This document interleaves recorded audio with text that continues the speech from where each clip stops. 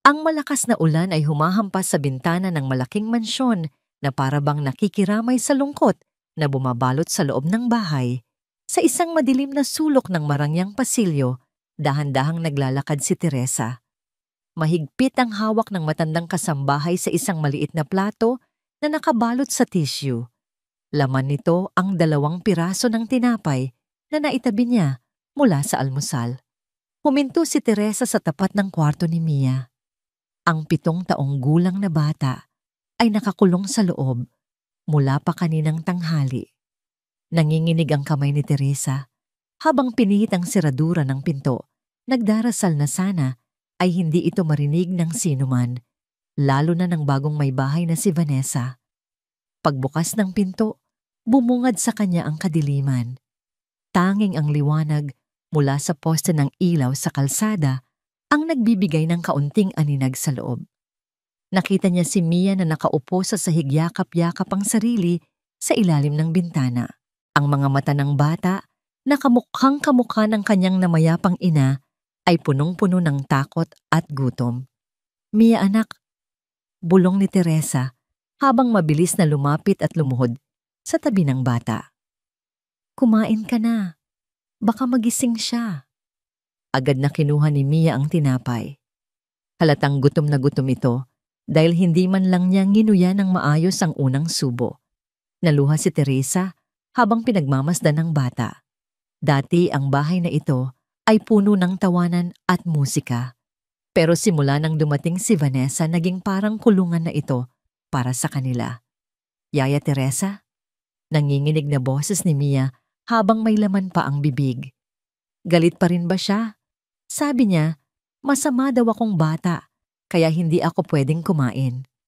Hinaplos ni Teresa ang buhok ng bata. Huwag kang maniwala sa kanya. Mabait kang bata, Mia. Ang mami mo, kung nakikita kanya ngayon, hindi siya papayag na ganito ang trato sa'yo. Biglang bumukas ng malakas ang pinto ng kwarto. Ang liwanag mula sa hallway ay pumasok at tumama sa mukha ni Vanessa. Nakatayo siya doon, suot ang kanyang mamahaling sutlang pantulog at ang kanyang mga mata ay nanlilisik sa galit. Hindi siya sumigaw, pero ang kanyang katahimikan ay mas nakakatakot kaysa sa anumang sigaw. Dahan-dahang naglakad si Vanessa papasok. Ang tunog ng kanyang tsinelas sa sahig ay tila mga hakbang ng isang humahabol na mandaragit. Teresa. Malamig na bigkas ni Vanessa. Ang boses niya ay kalmado, pero matalim. Anong sinabi ko tungkol sa pagbibigay ng pagkain sa batang ito kapag nakaparusa siya? Agad na tumayo si Teresa at hinarangan si Mia.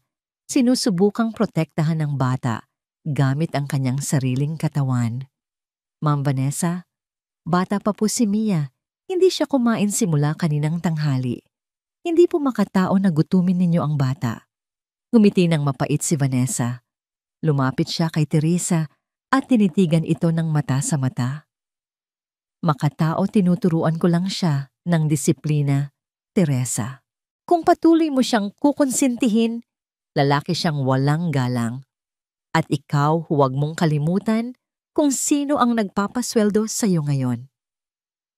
Hinablot ni Vanessa ang natitirang tinapay mula sa kamay ni Mia at itinapon ito sa basurahan sa gilid ng kwarto. Napatingin na lamang si Mia sa basurahan habang unti-unting tumulo ang kanyang mga luha. Gusto niyang abutin ang tinapay pero ang takot niya kay Vanessa ay parang kadenang pumipigil sa kanyang gumalaw. Sa susunod na suwayin mo ako, Teresa. Pagpapatuloy ni Vanessa habang dahan-dahang lumalapit sa matanda. Hindi lang pagkain ang mawawala sa pamamahay na ito. Baka pati ikaw mawalan ng lugar dito. Naiintindihan mo ba? Hindi nakasagot si Teresa. Ang kanyang mga kamao ay mahigpit na nakakuyom sa gilid ng kanyang palda. Pinipigilan ang sarili na sumagot ng pabalang. Alam niyang kapag natanggal siya sa trabaho, wala nang matitirang kakampi si Mia. Biglang nabasag ang katahimikan ng tunog ng pagbubukas ng mabigat na pinto sa ibaba. Kasunod nito ang pamilyar na boses ng isang lalaki na tumatawag mula sa sala. Nandito na ako, Vanessa, Mia. Iyon si Roberto. ang ama ni Mia. Sa isang iglap nagbago ang anyo ni Vanessa. Ang kaninang mukha na puno ng puot at lamig ay biglang napalitan ng isang matamis at maamong ng ngiti. Mabilis niyang kinuha ang panyo mula sa kanyang bulsa at marahas na pinunasan ang mga luha sa pisngi ni Mia. Ayusin mo ang sarili mo. Bulong ni Vanessa kay Mia at ang boses niya ay may halong babala. Huwag mong sirain ang gabi ng daddy mo. Pagod siya sa trabaho. Kapag nalaman niyang umiiyak ka dahil lang sa katigasan ng ulo mo, lalo lang sasakit ang ulo niya. Gusto mo bang magkasakit si daddy? Umiling ng mabilis si Mia. Hindi po. Mabuti, sagot ni Vanessa. Hinawakan niya ang kamay ni Mia ng mahigpit sapat para masaktan ng bata at hinila ito palabas ng kwarto. Halika na, salubungin natin siya. Naiwan si Teresa sa madilim na kwarto. Ang kanyang puso ay kumikirot sa awa at galit habang pinapanood ang mag-ina-inahan na bumababa ng hagdan. Sa sala, sinalubong ni Vanessa si Roberto ng isang mahigpit na yakap at halik sa pisngi. Si Roberto, na mukhang pagod na pagod mula sa maghapon na meetings, ay napangiti nang makita ang kanyang asawa. Kumusta ang araw ng dalawang prinsesa ko? Tanong ni Roberto habang niluluwagan ang kanyang kurbata. Maayos naman, mahal. Pagsisinungaling ni Vanessa habang inaayos ang kwelyo ng polo ni Roberto. Medyo naging makulit lang si Mia kanina, pero napag-usapan na namin iyon. Di ba, Mia? Tumingin si Vanessa kay Mia. Ang mga mata ng madrasta ay nanlalaki ng bahagya isang senyales na alam ni Mia ang ibig sabihin, tumahimik ka. Opo, Daddy.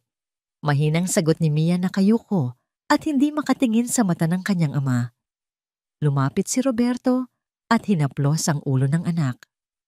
Mia, alam mo naman na ginagawa ni Tita Vanessa ang lahat para sa'yo, hindi ba sana ay maging masunurin ka? Gustong sumigaw ni Mia. Gusto niyang sabihin na gutom na siya na itinapon ni Vanessa ang tinapay na lagi siyang kinukulong sa kwarto. Pero naalala niya ang sinabi ni Vanessa kanina na magkakasakit ang daddy niya kapag sumakit ang ulo nito. Mahal na mahal ni Mia ang kanyang ama, kaya pinili niyang manahimik. Tumuloy sila sa hapagkainan. Ang mesa ay puno ng masasarap na pagkain, inihaw na manok kare-kare at mainit na kanin. Pero para kay Mia ang amoy ng pagkain ay lalo lamang nagpapahapdi ng kanyang sikmura. Umupo si Mia sa kanyang pwesto. Akmang kukuha na siya ng kutsara nang magsalita si Vanessa. Roberto, malambing na sabi ni Vanessa habang nilalagyan ng laman ang plato ng asawa. Nakalimutan kong sabihin kumain na pala si Mia kanina. Sabi niya, busog pa siya dahil sa dami ng merienda niya ngayong hapon. Baka sumakit ang tiyan niya kapag pinilit nating kumain ulit. Natigilan si Roberto at tumingin kay Mia. Ganoon ba, anak, busog ka pa? Naramdaman ni Mia ang matalim na sipa ng paa ni Vanessa sa ilalim ng mesa. Napapikit siya sa sakit. Opo, Daddy. Nanginginig na sagot ni Mia. Busog pa po ako. Sige, sabi ni Roberto at nagsimula ng kumain.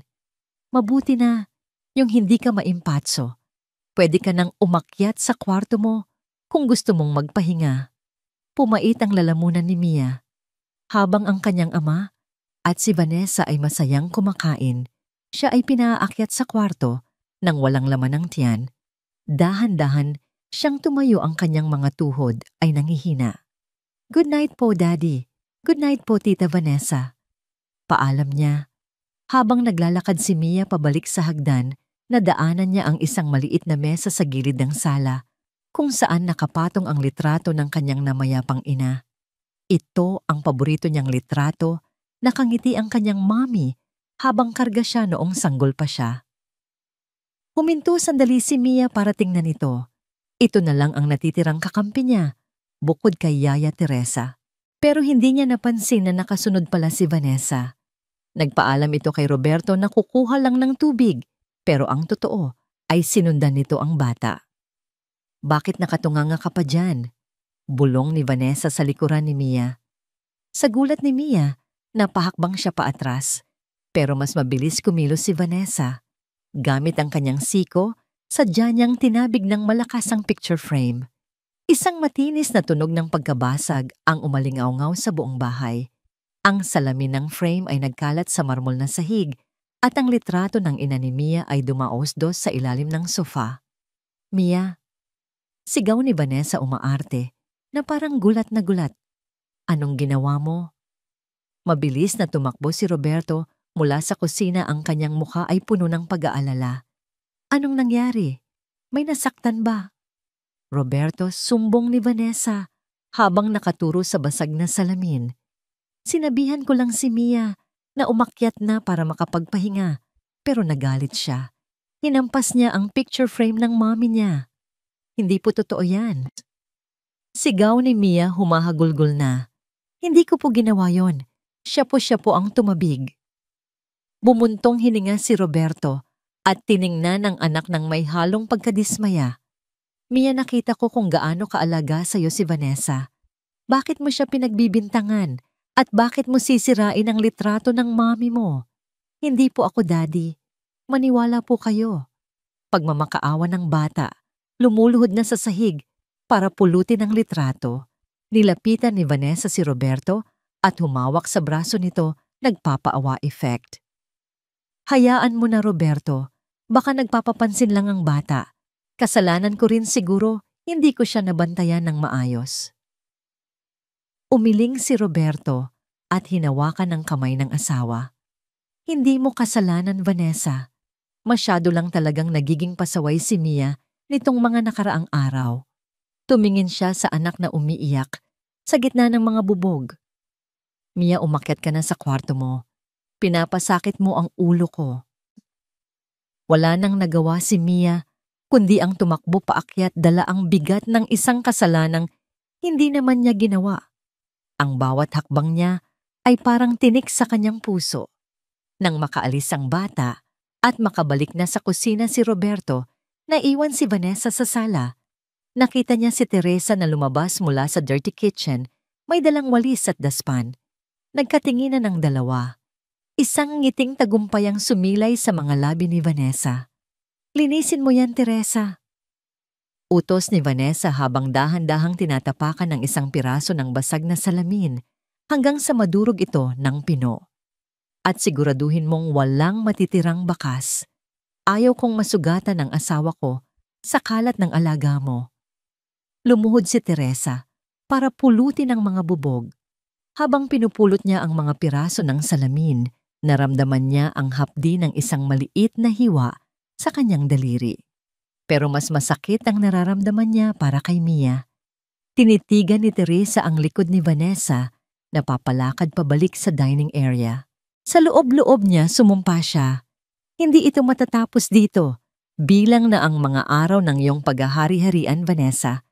Poprotektahan ko si Mia kahit na ang kapalit nito ay ang sarili kong buhay. Kinabukasan sumikat ang araw ng maliwanag sa subdivision, ngunit sa loob ng mansyon ng mga Walker, nananatiling malamig ang simoy ng hangin. Maagang umalis si Roberto para sa isang mahalagang meeting, iniwan ang kanyang anak na si Mia sa pangangalaga ng kanyang asawa at ng kasambahay. Sa hapagkainan, nakaupo si Mia sa harap ng isang mangkok ng mainit na lugaw. Umuusok pa ito senyales na bagong hango mula sa kalan. Sa kabilang dulo ng mesa, nakaupo si Vanessa habang nagbabasa ng magazine, tila walang pakialam sa mundo. Pero ang kanyang mga mata ay pasimpleng nakabantay sa bawat galaw ng bata. Ubusin mo yan, Mia. Utos ni Vanessa nang hindi tumitingin. Sabi ng daddy mo, payat ka na. Ayaw kong sabihin ng ibang tao na pinababayaan kita. Tiningnan ni Mia ang lugaw. Masyado pa itong mainit. Tita, mapapaso po ako. Pwede po bang palamigin muna? Ibinaba ni Vanessa ang magazine. Ang kanyang mukha ay seryoso at walang emosyon. Tumayo siya at dahan-dahang lumapit sa upuan ni Mia. Kinuha niya ang kutsara, sumandok ng mainit na lugaw at itinapat ito sa bibig ng bata. Ang mga batang maarte ay hindi lumalaki ng maayos, bulong ni Vanessa. Buksan mo ang bibig mo. Umiling si Mia, nangingilid ang luha sa takot. Mainit po. Sabi ko, buksan mo. Diin ni Vanessa. Sa pagkakataong ito, hinawakan niya ng mahigpit ang panga ni Mia para pilitin itong bumuka. Mabilis niyang isinubo ang mainit na pagkain. Napasinghap si Mia at napaluha sa init na gumuhit sa kanyang dila at lalamunan. Gusto niyang iluwa ito pero ang matalim na titig ni Vanessa ay nagbabawal sa kanya. Napilitan siyang lunukin ito ng mabilisan. Masarap ba? Nakangiting tanong ni Vanessa habang pinupunasan ang gilid ng bibig ni Mia gamit ang isang tableta nang madiin halos magasgas ang balat ng bata. Ganyan ang pagmamahal, Mia. Minsan masakit pero kailangan mo. Sa gilid ng kusina, nakatayo si Teresa. Nakita niya ang lahat. Ang kanyang mga kamay ay nanginginig sa galit habang hawak ang basahan. Gusto niyang sumugod, gusto niyang agawin ang kutsara at ilayo si Mia. Pero alam niyang sa sandaling gawin niya iyon, mawawalan siya ng trabaho. At kapag wala na siya, sino na ang magbabantay kay Mia? Nang matapos ang agahan, mabilis na umakyat si Vanessa sa kanyang kwarto para mag-ayos ng sarili. Naiwan si Mia na umiiyak ng tahimik sa mesa. Agad na lumapit si Teresa.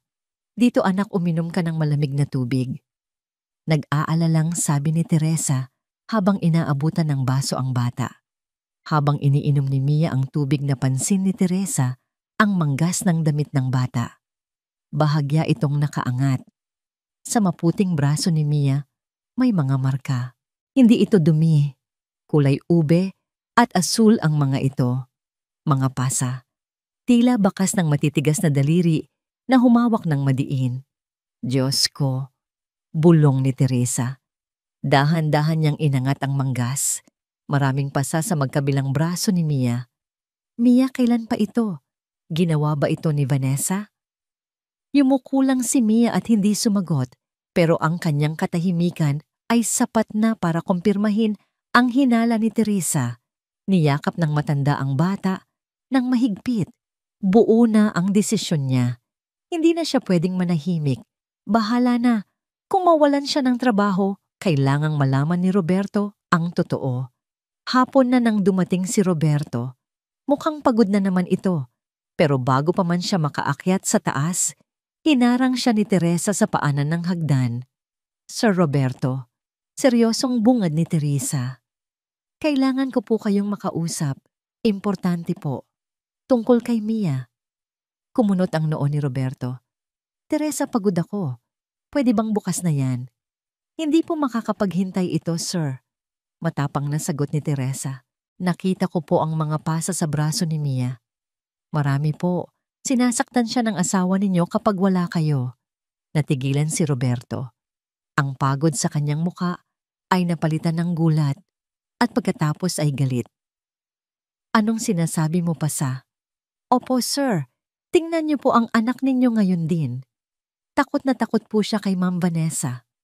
Kaninang umaga, pinilit siyang pakainin ng mainit na lugaw kahit ayaw ng bata. Hindi na nagdalawang isip si Roberto. Mabilis siyang umakyat sa kwarto ni Mia. Nakasunod si Teresa sa likuran niya.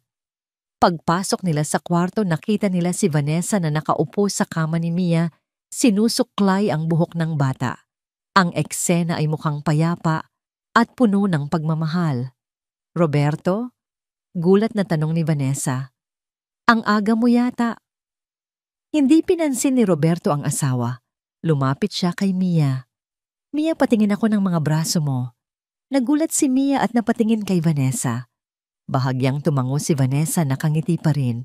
Dahan-dahang itinaas ni Mia ang kanyang manggas. Doon tumambad kay Roberto ang mga pasa. Nangingitim ang mga ito sa puti ng balat ng kanyang anak. Diyos ko! Bulong ni Roberto. Hinarap niya si Vanessa, ang kanyang boses ay nanginginig sa galit. Vanessa, anong ibig sabihin nito? Bakit may mga pasa ang anak ko? Humugot ng malalim na hininga si Teresa. Sa wakas, mabibistado na rin ang kasamaan ng babaeng ito. Pero hindi natinag si Vanessa. Sa halip na matakot o magalit, biglang namuo ang luha sa kanyang mga mata. Tinakpan niya ang kanyang bibig na para bang siya ang nasasaktan. "Oh, Roberto, umiiyak na," sabi ni Vanessa. "Sinubukan kong itago sa'yo kasi ayaw kong mag-alala ka sa trabaho.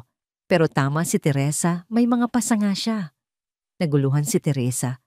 "Anong pinagsasasabi mo? Ikaw ang may gawa niyan." "Ako man." Tumingin si Vanessa kay Roberto, ang mga luha ay umaagos na sa kanyang pisngi. "Roberto, kagabi, narinig ko si Mia sa kwarto.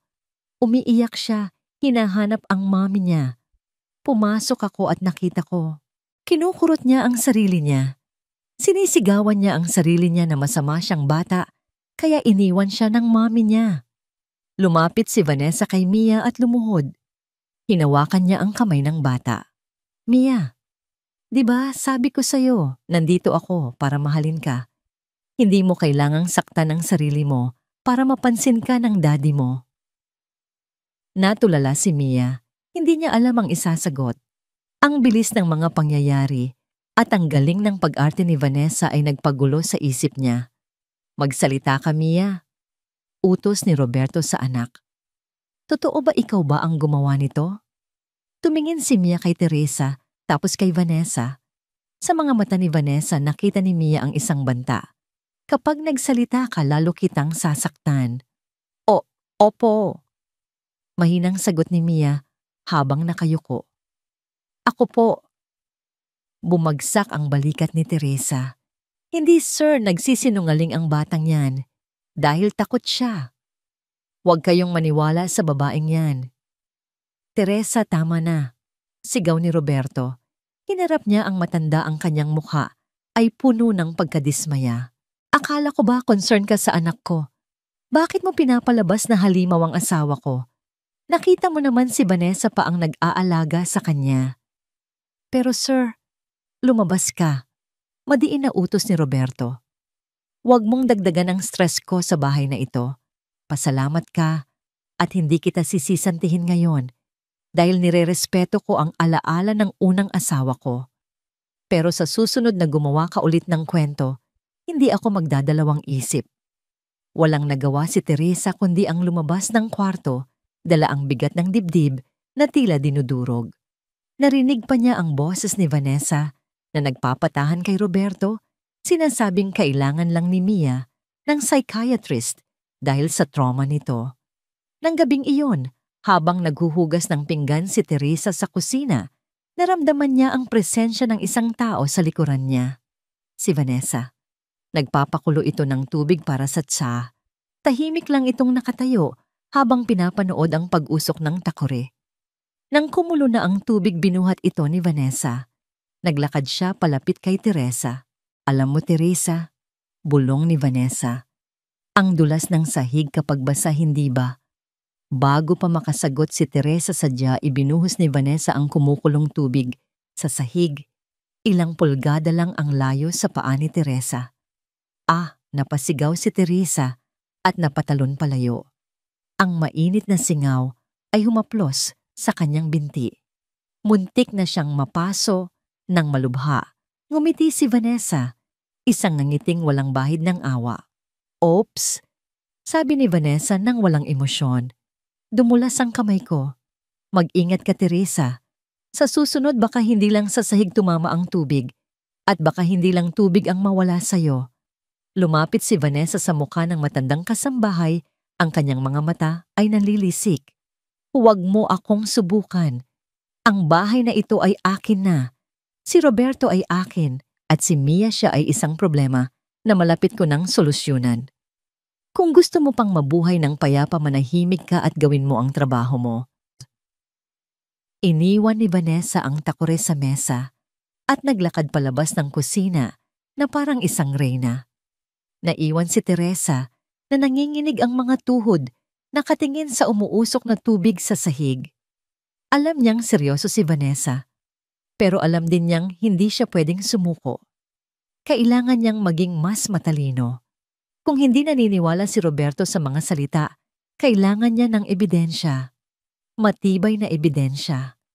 Pinahid ni Teresa ang pawis sa kanyang noo. Ang laban ay nagsisimula pa lamang. Ilang gabi na ang nakalipas mula noong insidente ng mainit na tubig. Ngunit ang tensyon sa loob ng mansyon ay tila lalo pang bumibigat. Sa loob ng opisina ni Roberto sa bahay, tahimik ang paligid, maliban sa tunog ng paglipat ng mga pahina ng dokumento. Nakaupo si Roberto sa kanyang lamesa, nakatutok ang ilaw ng lampshade sa makakapal na folder sa kanyang harapan. Mukha siyang problemado habang hinihilot ang kanyang sentido. Pumasok si Vanessa na may dalang isang baso ng wine para sa asawa at isang folder na kulay asul. "Hon!"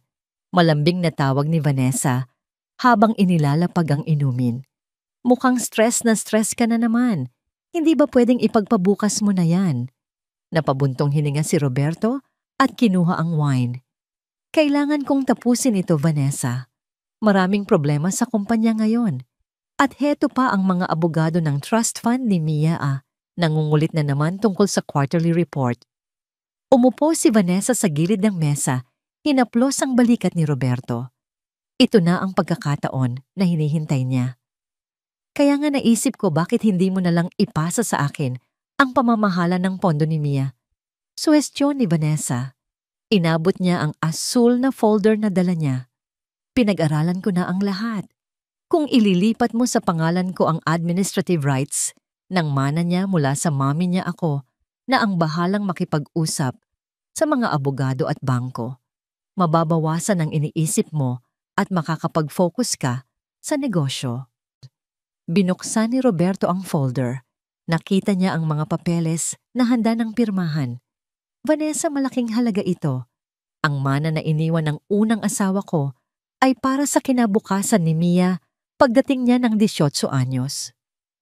"Alam ko naman yon," tampong sagot ni Vanessa. Tumayo siya at naglakad papunta sa bintana, umaarte na parang nasaktan sa pagdududa ng asawa.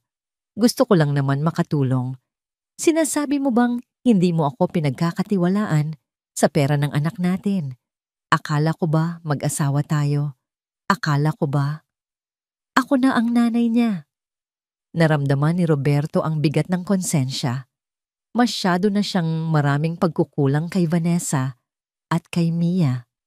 Ayaw niyang isipin ni Vanessa na iba ang turing niya dito. "Hindi sa ganoon, mahal," bawi ni Roberto. Lumapit siya at niyakap ang asawa mula sa likuran. "Huwag kang magalit. Tama ka. Masyado na akong maraming inaasikaso. Mas maaalagaan mo ang kapakanan ni Mia kaysa sa akin." Bumalik sila sa mesa. Kinuha ni Roberto ang kanyang mamahaling ballpen. Sa bawat segundong lumilipas na nakalutang ang dulo ng ballpen sa papel, pigil ang hininga ni Vanessa. Sa wakas, pumirma si Roberto. "Salamat, Hon." Bulong ni Vanessa at isang nangiting tagumpay ang mabilis na gumuhit sa kanyang mga labi. Bago pa man ito makita ni Roberto, sisiguraduhin kong nasa mabuting kamay ang kinabukasan ni Mia. Kinabukasan, habang nasa trabaho si Roberto at abala si Teresa sa paglalaba sa likod bahay, na iwan si Mia sa sala. Tahimik siyang naglalaro ng kanyang manika sa ilalim ng hagdanan. Ito ang paborito niyang taguan dahil pakiramdam niya ay ligtas siya dito. Bumaba si Vanessa mula sa taas, hawak ang kanyang cellphone. Hindi niya napansin si Mia na nakaupo sa madilim na sulok sa ilalim ng hagdan.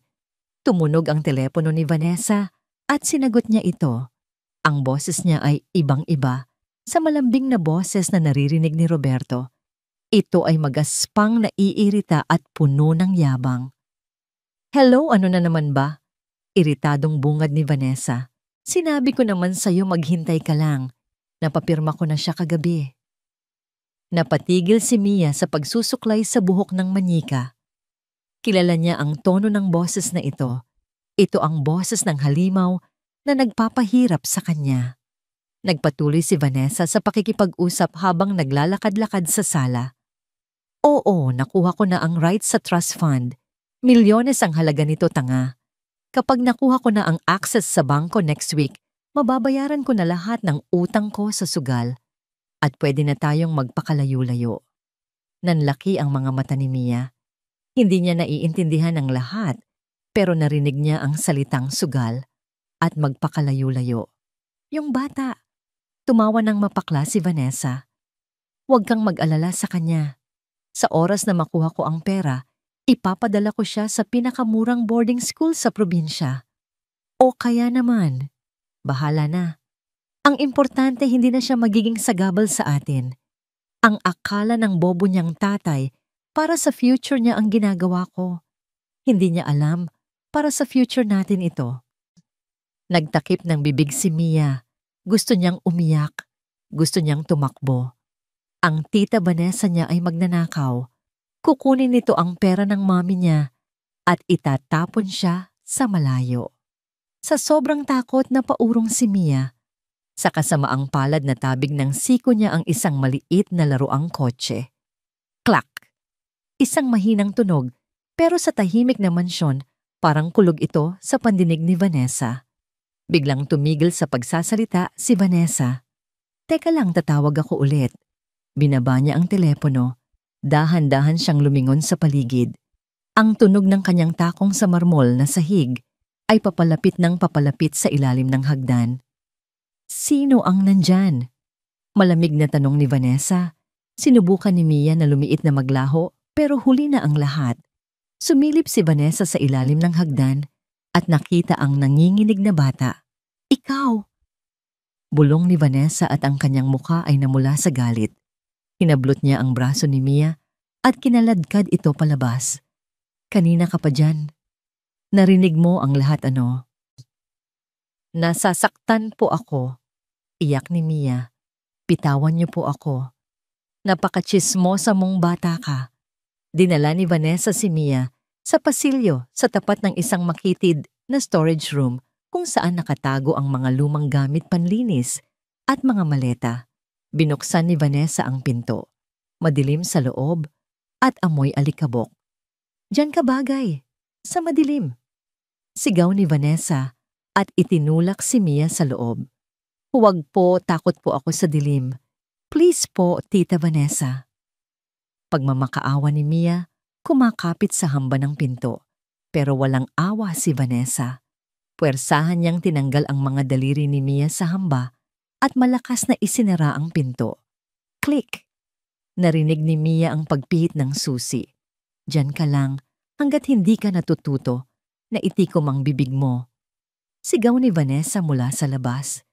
At subukan mong magsumbong sa yaya mo o sa daddy mo, sisiguraduhin kong hindi mo na makikita ang araw bukas. Naiwan si Mia sa loob ng masikip at madilim na kwarto. Sobrang sikip nito na hindi man lang siya makahiga ng maayos. Ang hangin ay mainit at amoy luma.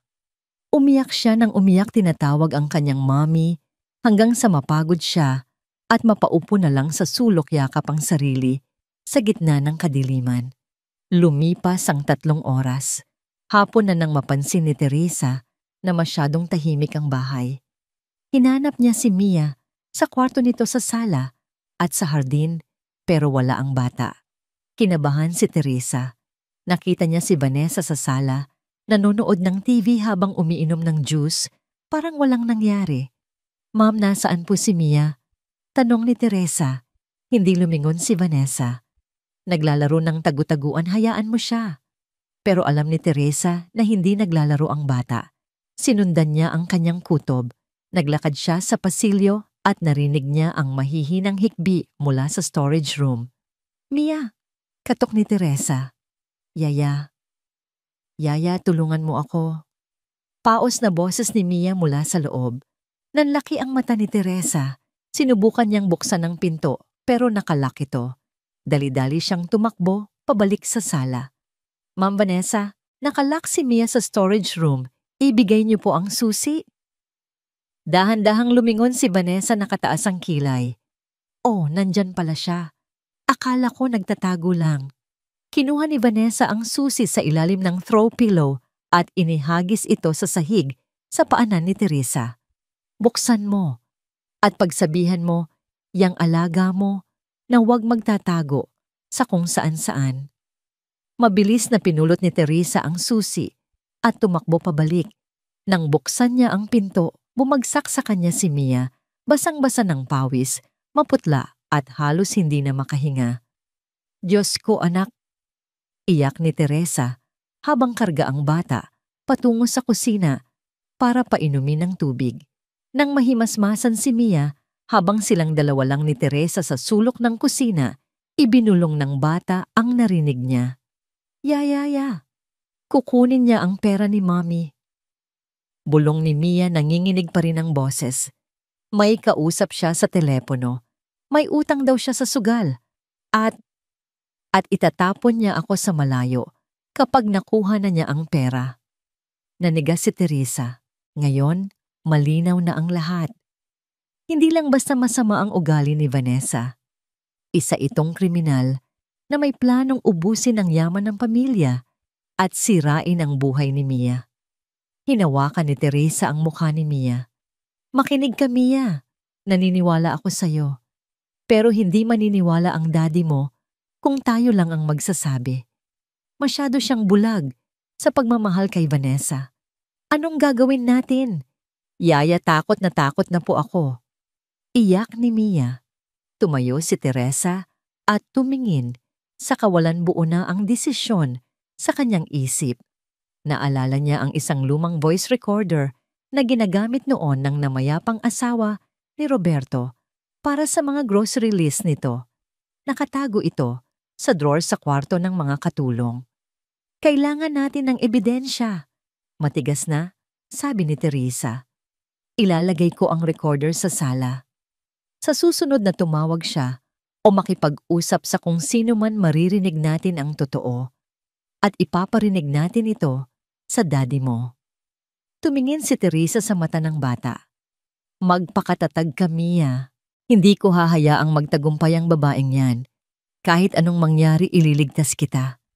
Pero sa kanyang puso, alam ni Teresa na mapanganib ang kanilang gagawin.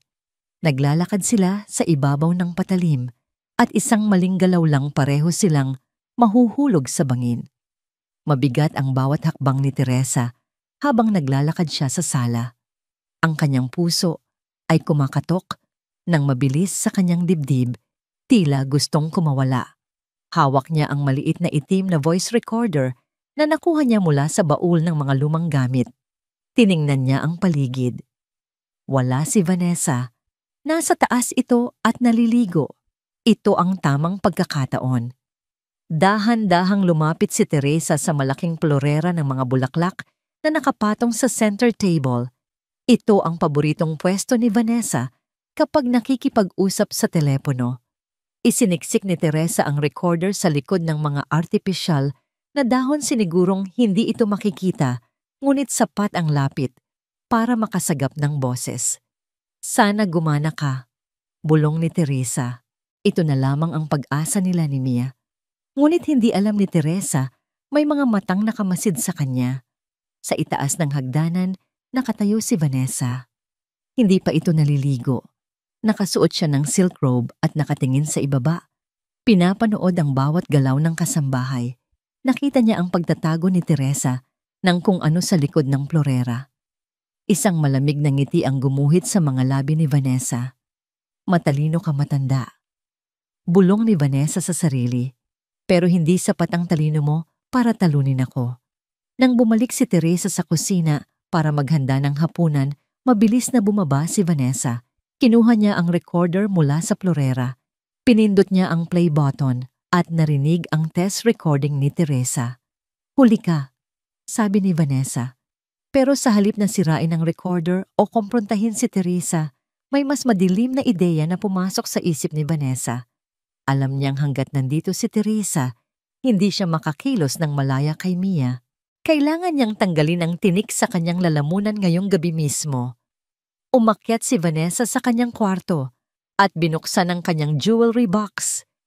Kinuha niya ang kanyang engagement ring, isang singsing na may malaking diamante, ang simbolo ng pagmamahal ni Roberto sa kanya. Pagkatapos tumungo siya sa kwarto ng mga katulong sa likod ng bahay. Alam niyang busy si Teresa sa pagluluto. Binuksan ni Vanessa ang luma at kupas na bag ni Teresa na nakasabit sa gilid ng kama. Inihulog niya ang singsing sa loob ng bag, sa ilalim ng mga lumang damit at rosaryo. Paalam, Teresa. Bulong ni Vanessa habang isinasara ang bag. Pagdating ng gabi, umuwi si Roberto na may dalang pasalubong na cake. Inaasahan niya ang isang payapang gabi, ngunit pagpasok pa lang niya sa pinto, sinalubong na siya ng hikbi at iyak. Nakaupo si Vanessa sa sofa, ang kanyang mukha ay basang-basa ng luha. Roberto, sigaw niya at tumakbo para yumakap sa asawa. Anong nangyari? Bakit ka umiiyak?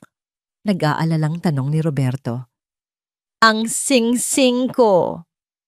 Humahagulgol na sabi ni Vanessa. Ang engagement ring na bigay mo, nawawala. Iniwan ko lang sa ibabaw ng lababo sa banyo kanina habang naguhugas ako ng kamay, pero pagbalik ko wala na. Kumunot ang noo ni Roberto. Baka nalaglag lang o nailagay mo sa ibang lugar. Hinanap mo na ba? Hinanap ko na sa lahat ng sulok. Wala talaga. Tumingin si Vanessa kay Teresa na noon ay kakarating lang mula sa kusina, may dalang tray ng pagkain. Ang tingin ni Vanessa ay puno ng akusasyon. Wala namang ibang tao dito kundi tayo, di ba? At si Mia ay nasa school kanina. Nabitawan ni Teresa ang tray. Klang umalingaw-ngaw ang tunog ng mga baso at plato na tumama sa sahig. Ma'am, nanginginig na tanong ni Teresa. Hindi ko po kinuha ang sing-sing nyo. Nagluluto lang po ako buong hapon. Lumapit si Roberto kay Teresa, ang kanyang mukha ay seryoso. Teresa, ikaw lang ang may access sa kwarto namin kapag naglilinis. Kung kinuha mo, ibalik mo na ngayon at baka mapatawad pa kita. Sir Roberto, naglilingkod po ako sa pamilyang ito ng 20 taon. Mangyak-ngyak na sagot ni Teresa. Kahit kailan hindi ako nagnakaw, kilala niyo po ako. Tao lang din ang nagbabago, Teresa. Sigaw ni Vanessa. Siguro naiinggit ka dahil ako na ang bagong may-ari ng bahay na to. Siguro kailangan mo ng pera. Hindi totoo yan. Sigaw ni Teresa. Kung wala kang tinatago. Hamon ni Vanessa. Payagan mong inspeksyonin ni Roberto ang gamit mo. Tumingin si Teresa kay Roberto ng may pagtitiwala. Sige po, sir. Halugugin niyo ang gamit ko. Wala po akong tinatago. Pumunta silang lahat sa maliit na kwarto ni Teresa. Si Mia na nagising sa ingay ay nakatayo sa pintuan, yakap ang kanyang teddy bear at umiiyak sa takot. Kinuha ni Roberto ang luma at kupas na bag ni Teresa. Sir, mga damit at rosaryo lang po ang laman niyan, paliwanag ni Teresa. Binaligtad ni Roberto ang bag at ibinuhos ang laman nito sa kama. Nalaglag ang mga lumang blouse, isang maliit na pitaka, isang Biblia at isang kumikinang na bagay ang tumalbog sa kama at gumulong papunta sa paanan ni Roberto. Ang diamond ring, katahimikan. Ang buong kwarto ay binalot ng nakakabinging katahimikan. Napasinghap si Teresa. Nanlaki ang kanyang mga mata habang nakatitig sa sing-sing. Hindi. Hindi akin yan. Hindi ko alam kung paano napunta yan dyan. Sir, maniwala kayo. Inilagay lang yan dyan. Pulang-pula ang mukha ni Roberto sa galit. Dahan-dahan niyang pinulot ang sing-sing. Ang pagtitiwala niya sa matandang kasambahay ay parang basong nabasag at hindi na maibabalik. 20 taon. Bulong ni Roberto, ang boses ay nanginginig sa puot. 20 taon kitang itinuring na pamilya, Teresa. Pinagkatiwalaan kita sa anak ko, sa bahay ko. Tapos ganito ang isusukli mo. Sir, setup lang po ito. Lumuhod si Teresa at humawak sa binti ni Roberto.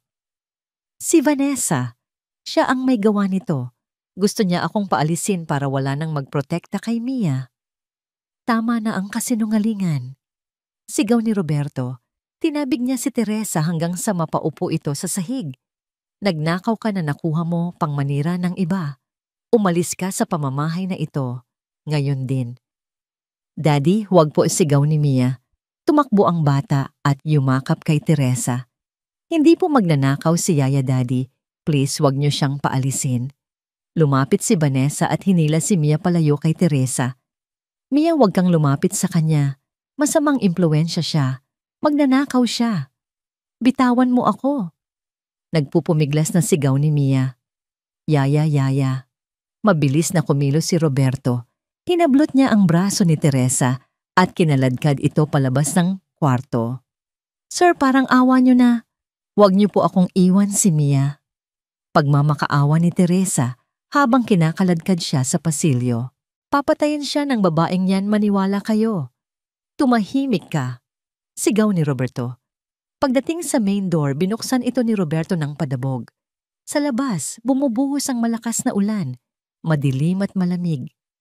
Itinulak ni Roberto si Teresa palabas. Bumagsak ang matanda sa basang semento ng driveway.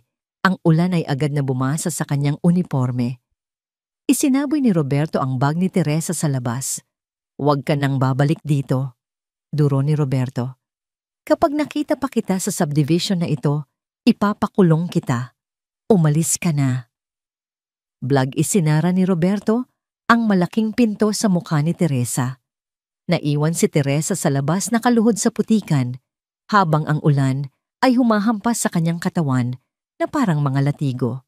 Umiiyak siya, hindi dahil sa nawalan siya ng trabaho, kundi dahil sa takot para kay Mia. Sa loob ng bahay rinig na rinig pa rin ang hagulgol ni Mia. Yaya, buksan niyo ang pinto. Papasukin niyo si Yaya. Hawak ni Vanessa si Mia sa balikat mahigpit na mahigpit. Yumuko siya at ibinulong sa tenga ng bata habang si Roberto ay nakatalikod at nagpupunas ng mukha sa stress. Wala na ang tagapagligtas mo, Mia. Bulong ni Vanessa na may halong demonyong tuwa. Ngayon, tayong dalawa na lang. Wala nang makakarinig sa'yo kahit gaano ka pakalakas sumigaw. Tumingin si Mia sa bintana.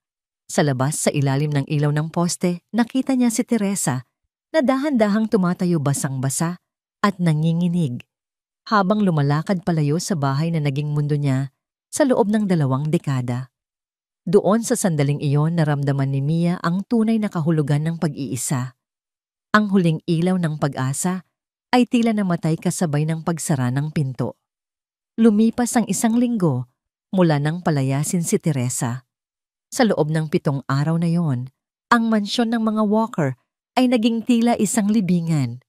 Walang tawa, walang musika, at walang buhay.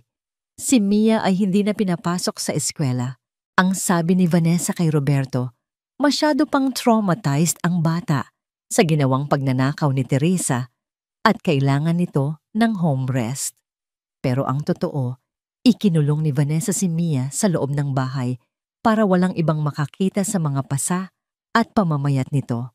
Sa loob ng kanyang kwarto, nakaupo si Mia sa gilid ng bintana, nakatanaw sa gate. Umaasa siyang babalik si Teresa.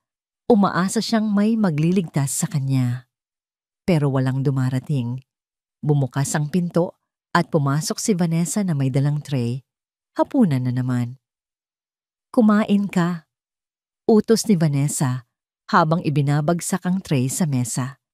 Isang maliit na mangkok ng sabaw at isang baso ng gatas ang laman nito. Tumingin si Mia sa gatas. Alam niya ang lasa nito. Mapait. At tuwing iinom siya nito, pakiramdam niya ay lumulutang siya, bumibigat ang kanyang talukap at nawawalan siya ng lakas para magsalita o gumalaw. Ayoko po ng gatas. Mahinang sabi ni Mia. Mapait po. Lumapit si Vanessa at hinawakan ang panga ni Mia. Inumin mo yan. Yan ang gamot mo para tumigil ka sa pag-iinarte. Gusto mo bang sabihin ko sa daddy mo na baliw ka na nakakakita ka ng mga multo? Kapag hindi mo ininom, yan dadalhin ka namin sa mental hospital at iiwan ka namin doon habang buhay. Sa takot na mapalayo sa kanyang ama, kinuha ni Mia ang baso. Nanginginig ang kanyang mga kamay habang inilalapit ito sa kanyang bibig. Pinanood siya ni Vanessa ng maigi, siguradong nauubos ang bawat patak ng maputing likido na hinaluan ng pampakalma. Pagkatapos uminom, mabilis na naramdaman ni Mia ang epekto. Umikot ang kanyang paningin. Ang boses ni Vanessa ay parang nanggagaling sa malayo. Good girl? Nakangiting sabi ni Vanessa. Matulog ka na. Wala kang silbi kapag gising ka. Pagbaba ni Vanessa sa sala, saktong pagdating ni Roberto. Mukhang pagod na pagod ito galing sa trabaho, pero agad niyang hinanap ang anak. Nasaan si Mia? Tanong ni Roberto habang ibinababa ang kanyang briefcase. Gusto ko siyang makita. Ilang araw na siyang tulog tuwing umuuwi ako. Nasa kwarto nagpapahinga. Sagot ni Vanessa habang inaabot ang coat ng asawa. Alam mo naman hon, sabi ni Dr. Santos, kailangan niya ng maraming tulog. Side effect yon ng antidepressants na iniinom niya. Kumunot ang noo ni Roberto. Pero Vanessa parang sobra naman yata. Pumapayat siya at ang putla-putla niya. Sigurado ka bang tama ang gamot na yan? Baka kailangan nating humingi ng second opinion. Hinawakan ni Vanessa ang mukha ni Roberto at tinitigan ito ng mata sa mata. Hon, kino-question mo ba ang pag-aalaga ko? Ako na nga ang nagpupuyat para bantayan siya. Sobrang wild niya kapag sinusumpong siya ng tantrums. Sinisira niya ang mga gamit, sinasaktan niya ang sarili niya. Ang gamot na, yan ang tanging paraan para kumalma siya. Bumuntong hininga si Roberto. Sorry mahal, hindi ko sinasadya. Nag-aalala lang ako. Alam ko, malambing na sabi ni Vanessa. Hayaan mo, gagaling din siya. Kailangan lang natin ng pasensya. Umakyat si Roberto sa kwarto ni Mia. Nakita niya ang anak na nakahiga, nakanganga ng bahagya at malalim ang paghinga. Mukha itong lantang gulay. Umupo si Roberto sa tabi ng kama at hinaplos ang pisngi ni Mia. Anak, gumaling ka na sana. Miss na kita. Sa kabilang banda ng kanyang kamalayan, naririnig ni Mia ang boses ng daddy niya. Gusto niyang dumilat. Gusto niyang sumigaw na daddy, nilalason niya ako. Pero ang kanyang katawan ay ayaw sumunod. Para siyang nakagapos sa sarili niyang katawan. Tumulo ang isang luha mula sa kanyang nakapikit na mata, pero inakala lang ni Roberto na nananaginip ito. Lumipas ang 2 pang araw. Unti-unting napansin ni Mia ang pattern. Pinapainom siya ng gatas tuwing 6:00 ng gabi bago dumating ang daddy niya. Kailangan niyang lumaban. Naalala niya ang sinabi ni Yaya Teresa, magpakatatag ka. Kinagabihan pumasok ulit si Vanessa, dala ang gatas. Inumin mo na, utos ni Vanessa habang nagte-text sa cellphone, hindi gaanong nakatingin kay Mia. Kinuha ni Mia ang baso. Inilagay niya ito sa bibig, pero hindi niya nilunok ang likido. Pinuno niya ang kanyang bibig ng gatas. Ubos na. Tanong ni Vanessa nang ibaba ni Mia ang baso. Tumango si Mia habang pigil ang paghinga at kembot ng lalamunan. Mabuti, matulog ka na. Sabi ni Vanessa at lumabas ng kwarto, dala ang tray. Pagkasara ng pinto, mabilis na bumangon si Mia. Tumakbo siya sa banyo at ibinuga ang lahat ng gatas sa lababo. Binuksan niya ang gripo para banlawan ito agad. Humingal siya. Ang puso niya ay kumakalabog sa kaba. Ito ang unang beses na naging malinaw ang isip niya sa gabi sa loob ng 1 linggo. Bumalik siya sa kama at nagtalukbong ng kumot. Nagkunwari siyang tulog. Ilang sandali pa bumukas ang pinto. Pumasok si Roberto para humalik sa noo niya at pagkatapos ay lumabas din. Narinig ni Mia ang usapan ng mag-asawa sa hallway. Tulog na siya, sabi ni Roberto. Matutulog na rin ako, Vanessa. Maaga ang flight ko bukas papuntang Davao. Mawawala ako ng 2 araw. Sige hon, susunod na ako. May tatapusin lang ako sa baba. Sagot ni Vanessa. Nanlaki ang mata ni Mia sa ilalim ng kumot. Aalis si daddy. 2 araw siyang maiiwan na kasama ang halimaw. Naghintay si Mia ng 1 oras. Nang siguradong tulog na ang kanyang ama, dahan-dahan siyang bumangon.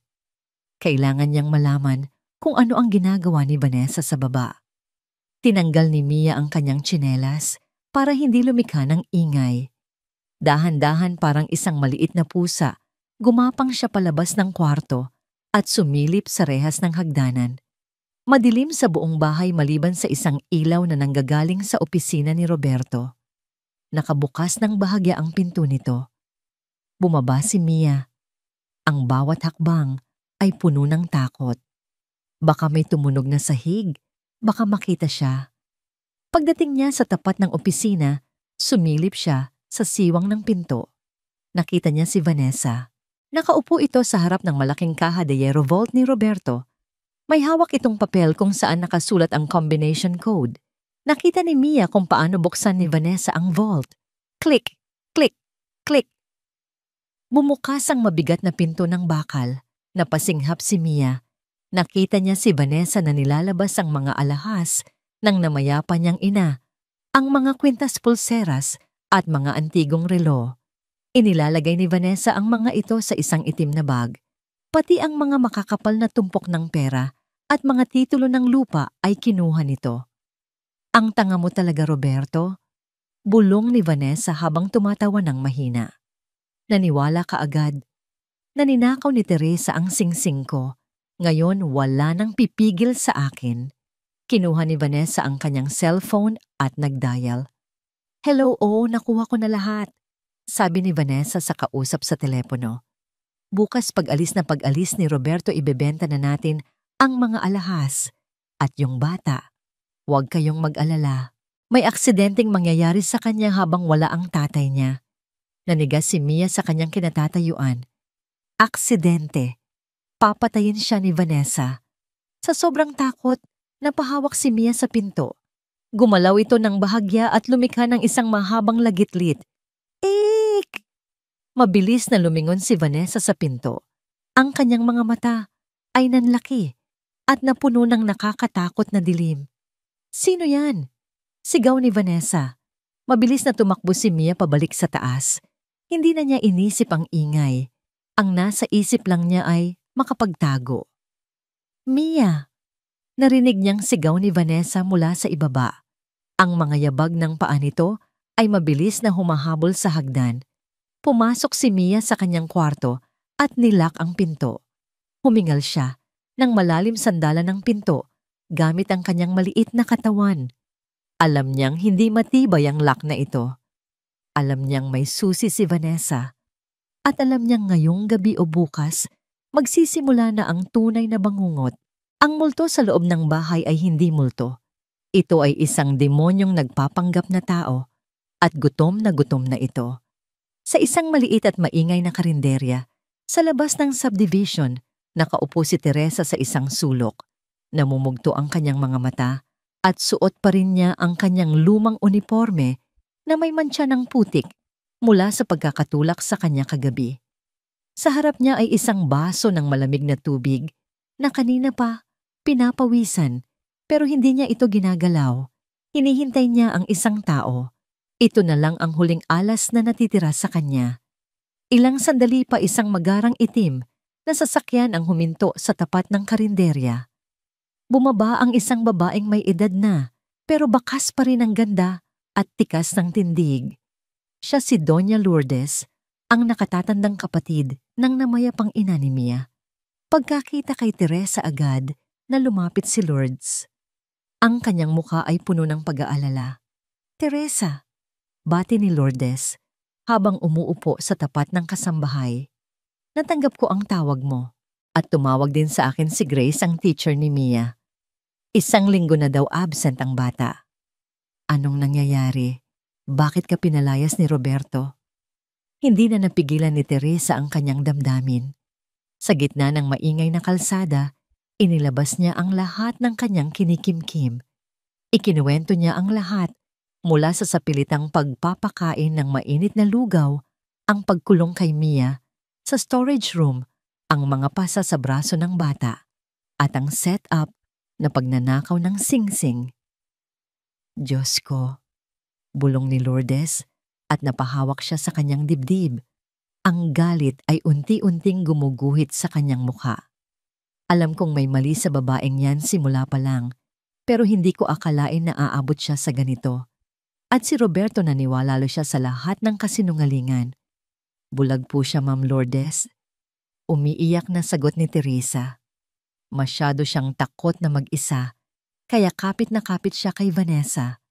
Pero ang mas inaalala ko ay si Mia. Bago ako umalis, narinig ko ang plano ni Vanessa na ibenta ang mga alahas at patayin ang bata sa pamamagitan ng aksidente. Nanlaki ang mga mata ni Lourdes. Ang kanyang pagiging mahinahon ay naglaho at napalitan ng determinasyon ng isang leon na handang protektahan ang kanyang kawan. Hindi ako makakapayag. Madiin na sabi ni Lourdes. Kinuha niya ang kanyang cellphone at tinawagan si Roberto, pero cannot be reached ang linya nito. Nasa eroplano na po siya papuntang Davao, paliwanag ni Teresa. 2 araw siyang mawawala. 2 araw na mag-isa si Mia kasama ang demonyo. Tumayo si Lourdes at kinuha ang kanyang bag. Sumama ka sa akin, Teresa. Susugurin natin ang bahay. Kukunin ko ang pamangkin ko ngayon din. Mabilis na pinatakbo ng driver ni Lourdes ang sasakyan papasok sa eksklusibong subdivision. Dahil kilala si Lourdes bilang kamag-anak ng mga walker, pinapasok sila ng guard sa main gate ng village. Pero pagdating nila, sa tapat ng mansyon ni Roberto, nakasara nang mahigpit ang mataas na bakal na gate. Bumaba si Lourdes at Teresa. Pinindot ni Lourdes ang doorbell ng madiin at walang tigil. Ang matinis na tunog nito ay umalingaw-ngaw sa buong paligid. Buksan niyo ito? Sigaw ni Lourdes. Alam kong nasa loob kayo, ilabas niyo ang pamangkin ko. Ilang sandali pa bumukas ang maliit na speaker sa gilid ng gate. Ang boses ni Vanessa ay lumabas dito, malamig mapang asar at puno ng kumpiyansa. Sino yang nag-iingay sa tapat ng bahay ko? Tanong ni Vanessa sa intercom.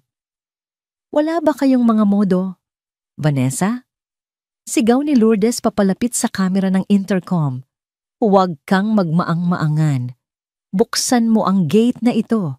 Kukunin ko si Mia. May karapatan ako bilang tita niya. Isang tawa ang narinig mula sa speaker. Lourdes, ang pakialamerang kapatid.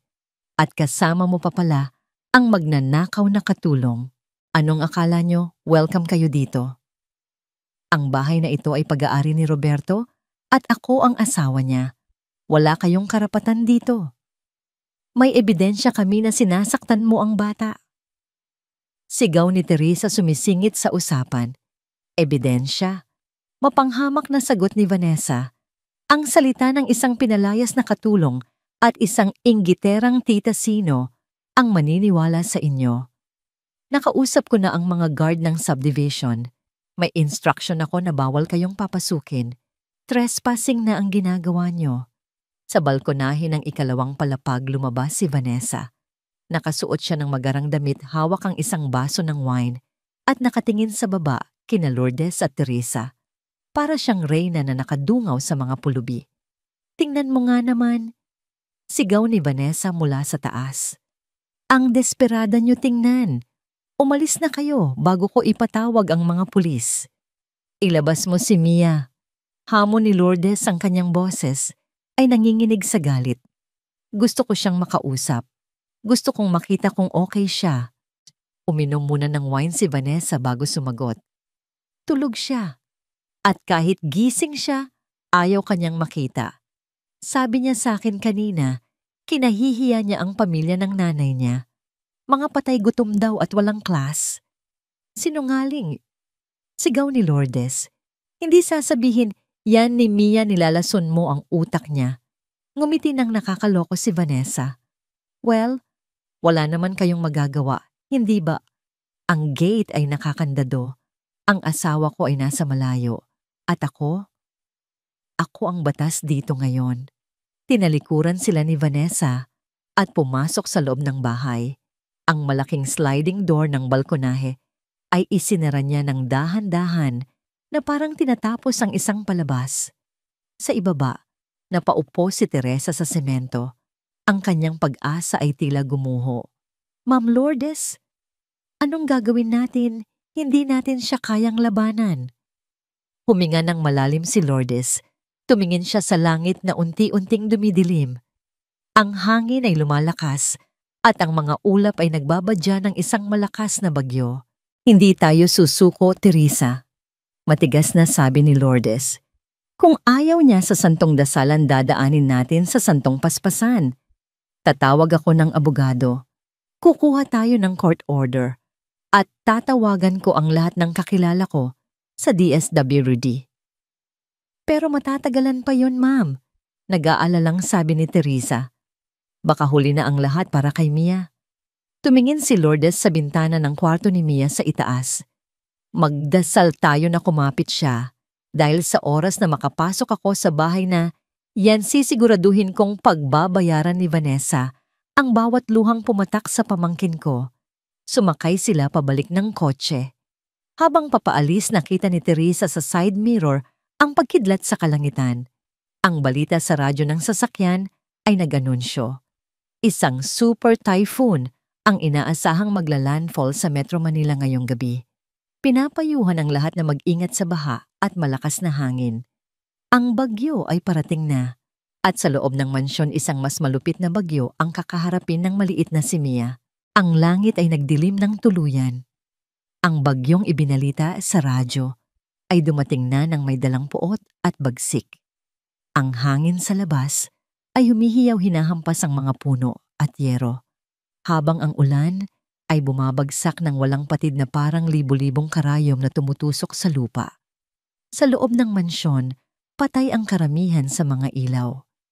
Tanging ang kidlat na paminsan-minsan ay gumuguhit sa langit ang nagbibigay ng liwanag sa madilim na pasilyo.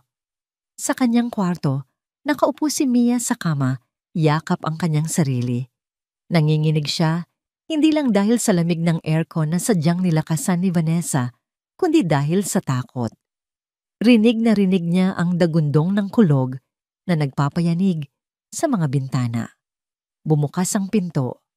Pumasok si Vanessa na may dalang flashlight at isang folder ng mga dokumento. Wala siyang dalang pagkain. "Tumayo ka dyan!" Utos ni Vanessa. Ang boses niya ay kasing lamig ng hangin sa labas. "Tita!" Mahinang tawag ni Mia. Gutom na po ako at natatakot po ako sa kidlat. Po hindi pinansin ni Vanessa ang hinaing ng bata. Lumapit siya sa kama at inilapag ang folder at isang ink pad. "Wala akong pakialam sa gutom mo. May gagawin tayo. Kailangan kong ilagay mo ang thumb mark mo dito sa papel na ito." Sabi ni Vanessa habang binubuksan ang ink pad. Tumingin si Mia sa papel. Puno ito ng mga salitang hindi niya naiintindihan, pero naalala niya ang narinig niya noong nakaraan, ang tungkol sa pagkuha ng mana at pagpapadala sa kanya sa malayo. Umiling si Mia at iniatras ang kanyang kamay. "Ayoko po," sabi ni Yaya Teresa. "Huwag daw po akong pipirma sa kahit ano kapag wala si Daddy." Biglang nagbago ang timpla ng mukha ni Vanessa. Inablot niya ang braso ni Mia ng mahigpit. Ang kanyang mga kuko ay bumaon sa malambot na balat ng bata. "Wala na ang yaya mo. Wala na ang daddy mo." Sigaw ni Vanessa. Ang mukha niya ay naiilawan ng flashlight, kaya't nagmukha siyang isang demonyo sa dilim. "Ako na ang nasusunod ngayon. Ilagay mo ang daliri mo. Diyan." "Ayoko. Masama ka, magnanakaw ka." Sigaw ni Mia, nagpupumiglas gamit ang buong lakas ng kanyang maliit na katawan. Dahil sa galit sinampal ni Vanessa si Mia. Ang tunog ng palad na tumama sa pisngi ay umalingaw-ngaw sa kwarto. Tumalsik si Mia at tumama ang kanyang ulo sa headboard ng kama. Nahilo ang bata at nalasahan niya ang dugo sa kanyang labi. "Pirmahan mo yan o papatayin kita," banta ni Vanessa. Hinawakan niya ulit ang kamay ni Mia at pilit na idinidiin sa ink pad. Sa desperasyon, ginawa ni Mia ang tanging paraan na alam niya para lumaban. Kinagat niya ang kamay ni Vanessa ng ubod ng lakas. Napasigaw si Vanessa sa matinding sakit. Mabilis niyang hinablot ang kanyang kamay at nakita ang malalim na bakas ng ngipin ni Mia na nagdurugo. "Hayop kang bata ka," sigaw ni Vanessa. Ang kanyang mga mata ay nanlilisik sa galit na parang nawala na ang natitirang bait sa kanyang isip. Sa sobrang puot, sinipa ni Vanessa si Mia sa tagiliran. Napadaing ang bata at namaluktot sa sahig habang hawak ang kanyang tiyan. Pero hindi pa nakontento si Vanessa. Ang sakit sa kanyang kamay ay lalo lamang nagpainit ng kanyang ulo. "Gusto mo palang lumaban, ha?" Bulong ni Vanessa habang humihingal. "Matapang ka, pwesting na natin kung hanggang saan ang tapang mo."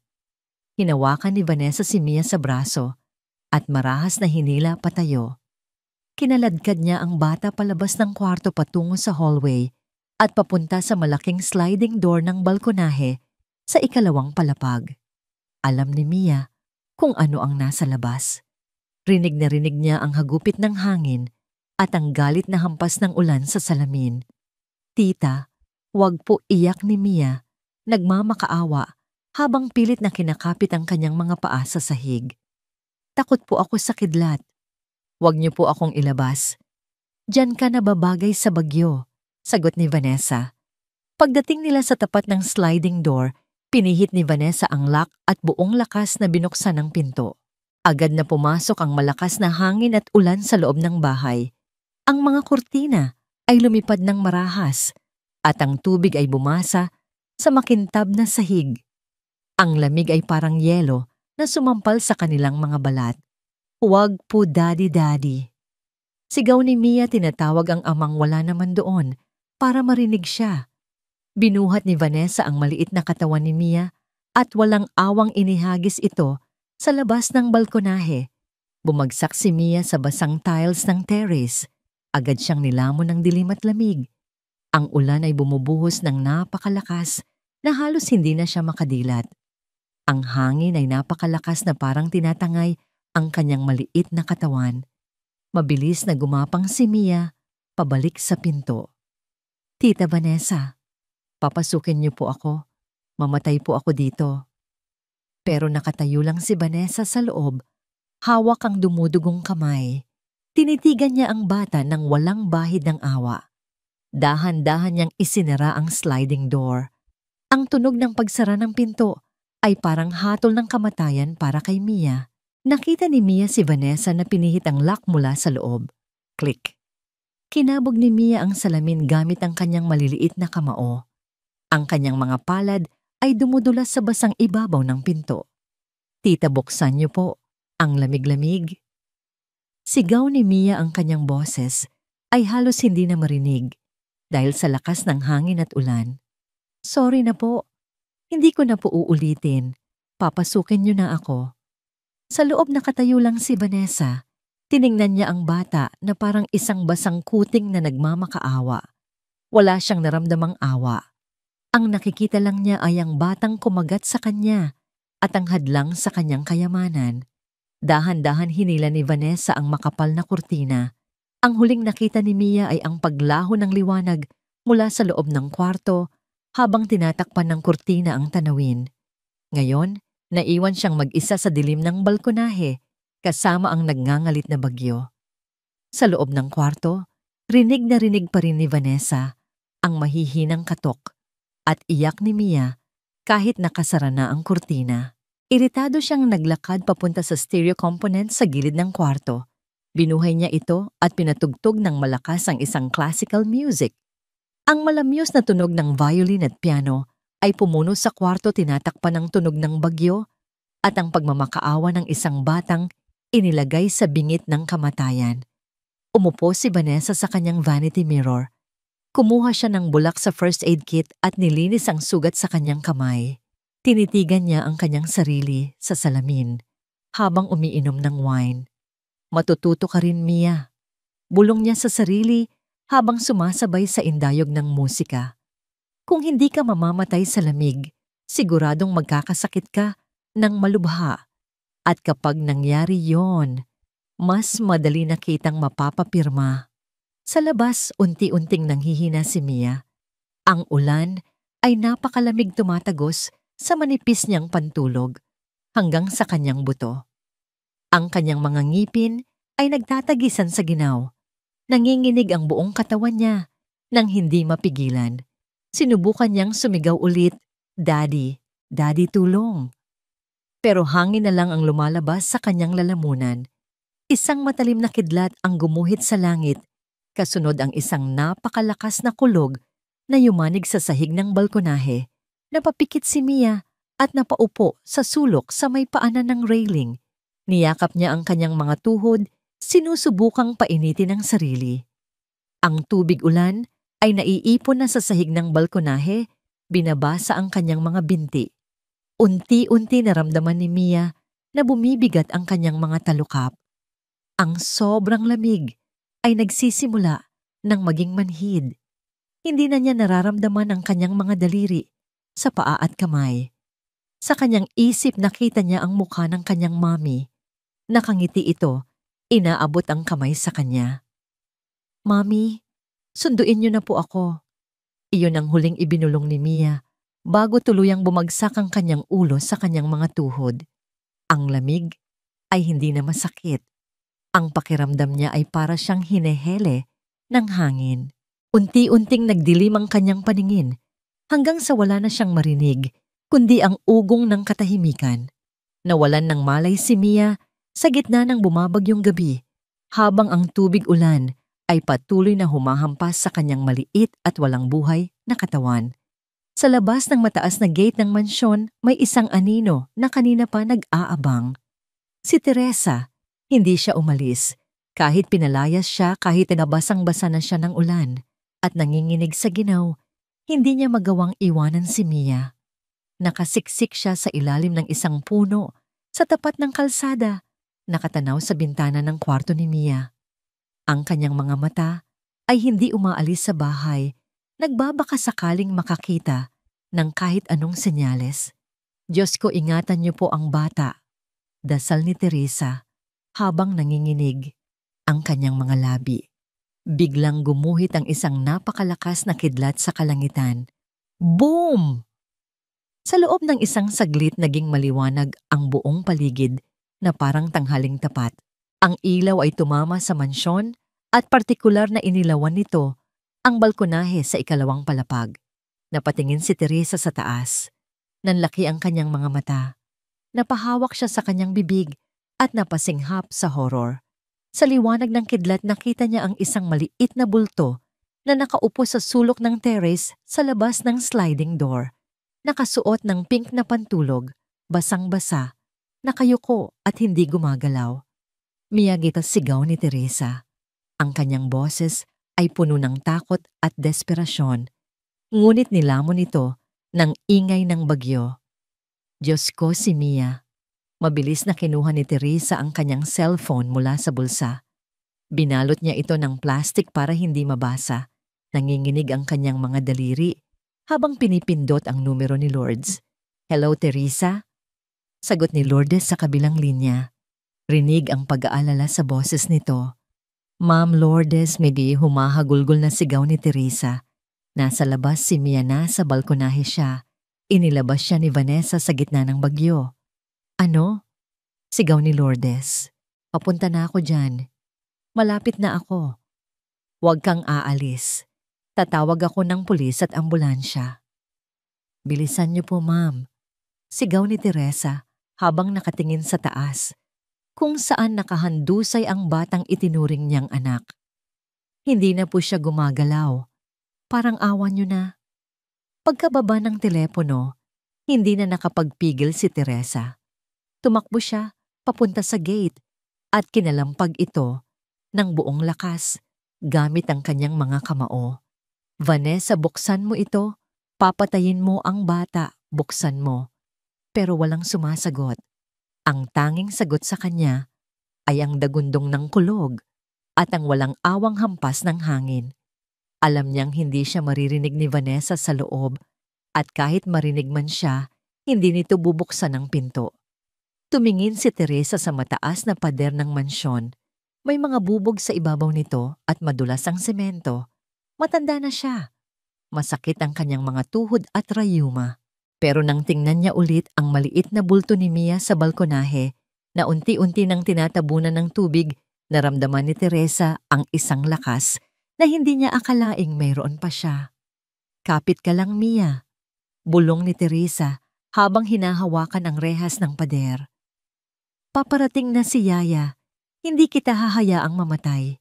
Sa gabing iyon sa gitna ng unos, nagsimula ang karera laban sa kamatayan. Sa loob ng kanyang itim na SUV, mahigpit ang hawak ni Roberto sa manibela. Ang kanyang mga knuckles ay namumuti sa diin. Binabagtas niya ang madulas na highway pabalik ng subdivision. Dahil sa lakas ng bagyo, kinansela ang lahat ng flights sa airport. Napilitan siyang umuwi. Pero higit sa kanseladong flight, may kakaibang kaba siyang nararamdaman sa kanyang dibdib. Isang kaba na hindi niya maipaliwanag, parang may kung anong masamang nangyayari sa kanyang tahanan. Biglang tumunog ang kanyang cellphone na nakakonekta sa sasakyan. Ang pangalan ni Tita Lourdes ang lumabas sa screen. Agad itong sinagot ni Roberto. "Hello, Tita. Sorry hindi ako nakaalis, pabalik na ako ng..." "Roberto?" Ang sigaw ni Lourdes sa kabilang linya ay puno ng takot at histerya. Halos hindi ito marinig dahil sa lakas ng hangin sa background. "Ang anak mo si Mia nasa. Labas siya ng balkonahe.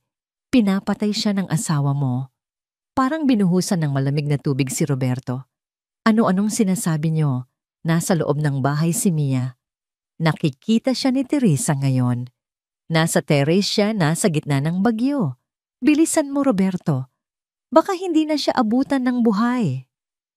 Napamura si Roberto. Apaksagad niyang tinapakan ng silinyador. Ang makina ng sasakyan ay umungol habang pilit nitong binibilisan ang takbo sa basang kalsada. Wala na siyang pakialam sa ulan o sa panganib ng madulas na daan. Ang nasa isip lang niya ay ang kanyang anak. Samantala, sa tapat ng mansyon, hindi na makapaghintay si Teresa sa pagdating ng tulong. Ang bawat segundong lumilipas ay nangangahulugan ng unti-unting pagkawala ng buhay ni Mia. Tumingin si Teresa sa mataas na bakal na gate. Madulas ito at may matutulis na dulo sa itaas.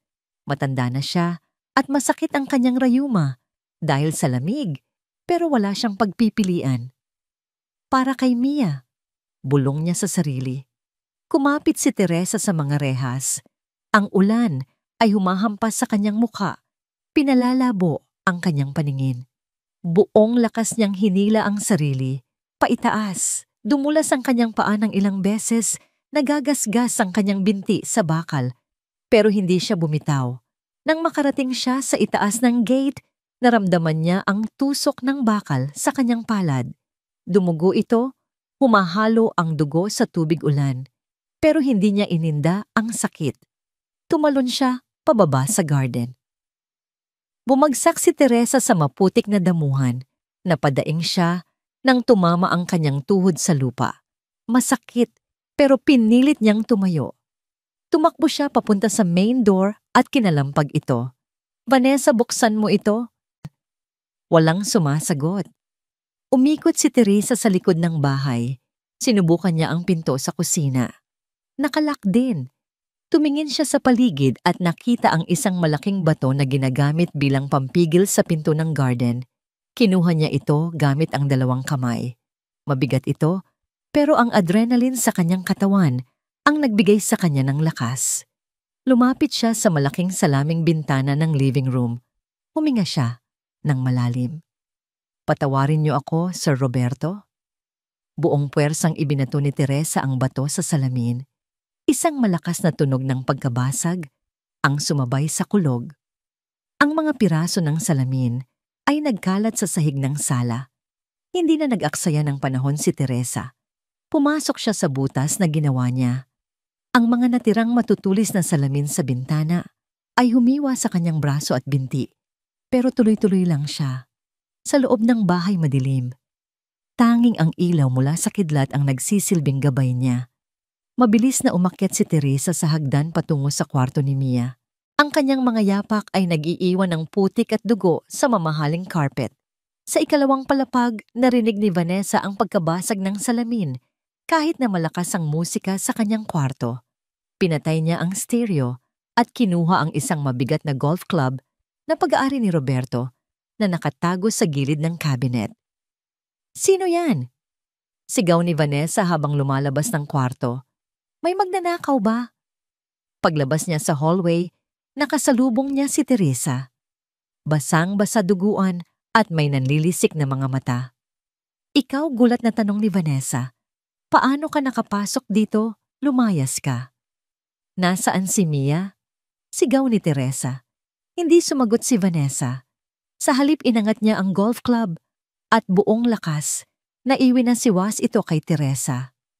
Nakaharang si Teresa gamit ang kanyang braso. Tumama ang bakal sa kanyang buto. Napasigaw siya sa sakit pero hindi siya natumba. "Hayop ka!" sigaw ni Teresa. Sinugod niya si Vanessa at tinulak ito. Nagulat si Vanessa sa lakas ng matanda. Nawalan siya ng balanse at napaupo sa sahig. Nabitawan niya ang golf club. Hindi na siya pinansin ni Teresa. Tumakbo ang matanda papunta sa kwarto kung saan naroon ang balkonahe. "Huwag kang papasok dyan," sigaw ni Vanessa habang pilit na tumatayo. Hinawakan niya ang buhok ni Teresa at hinila ito pabalik. "Bitawan mo ako," sigaw ni Teresa. Siniko niya si Vanessa sa tiyan.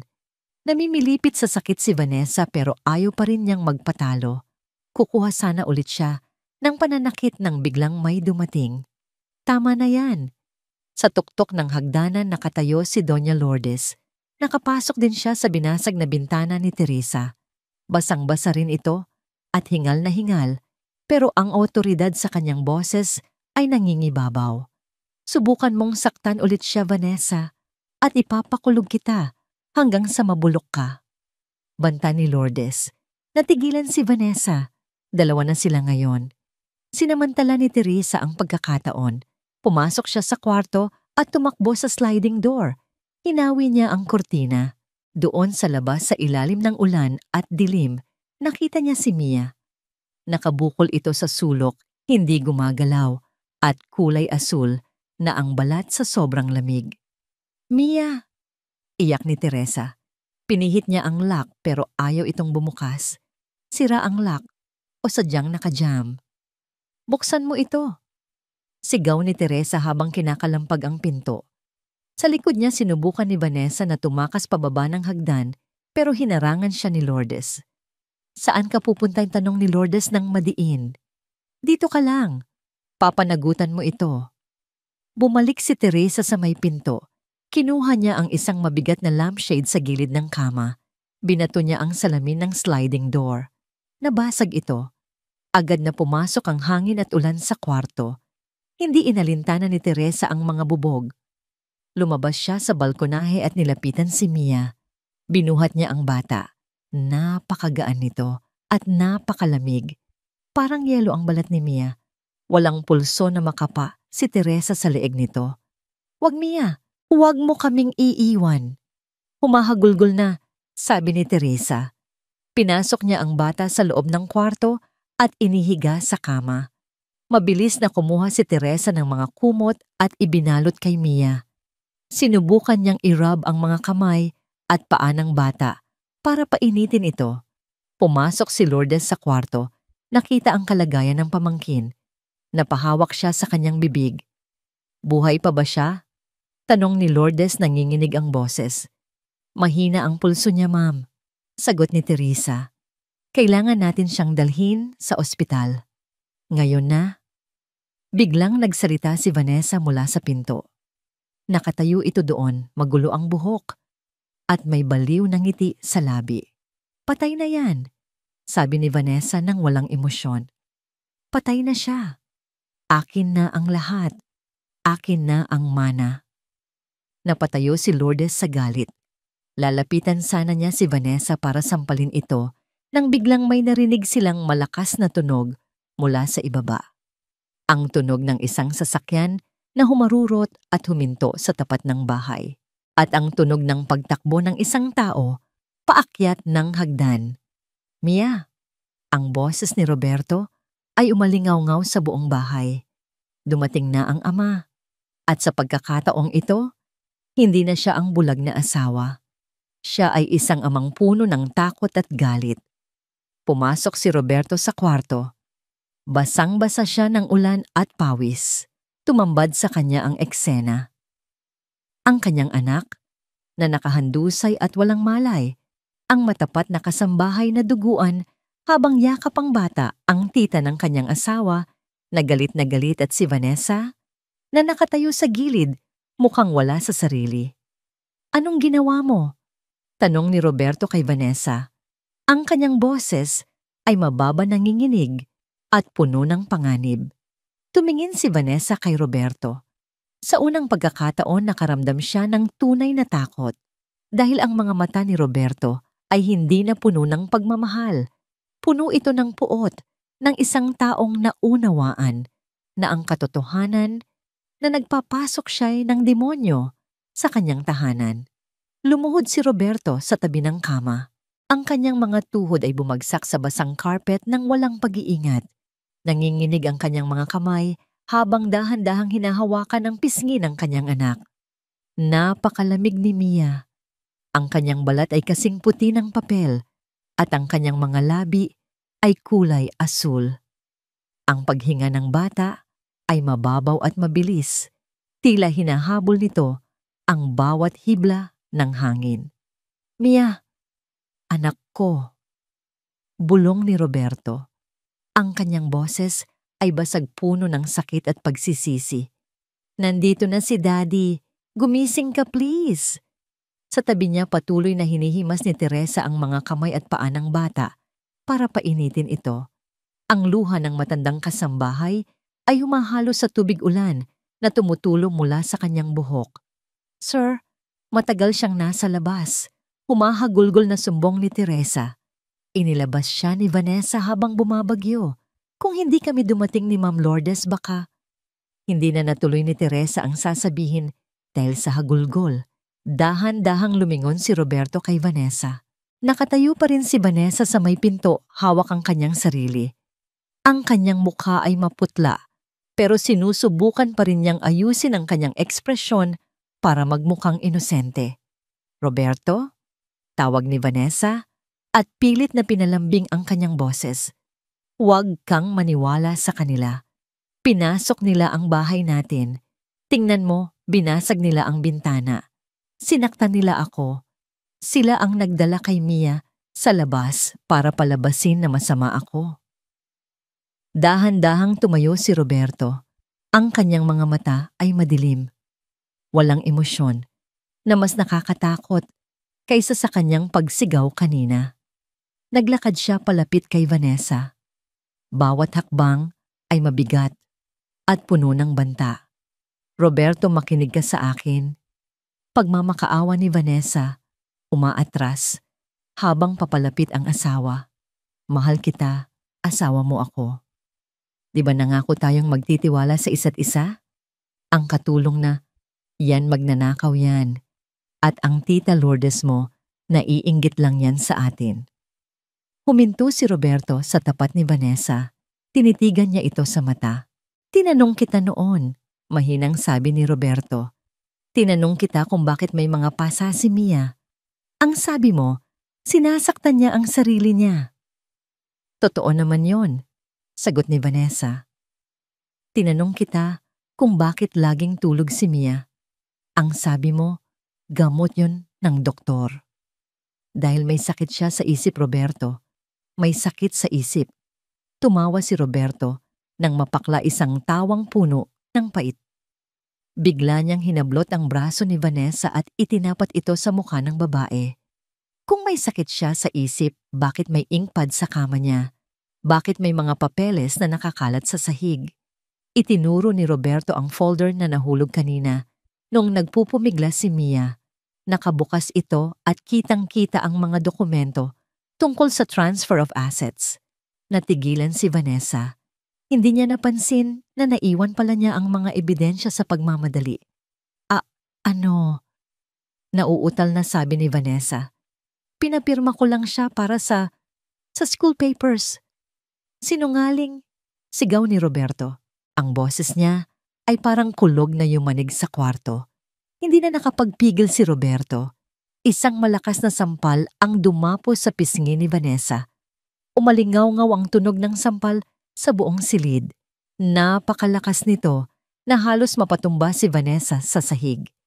Napahawak siya sa kanyang pisngi, gulat na gulat. Ito ang unang pagkakataon na sinaktan siya ni Roberto. Hayop ka! Nanggigil na, sabi ni Roberto. Ibinigay ko sa iyo ang lahat. Minahal kita. Pinagkatiwalaan kita.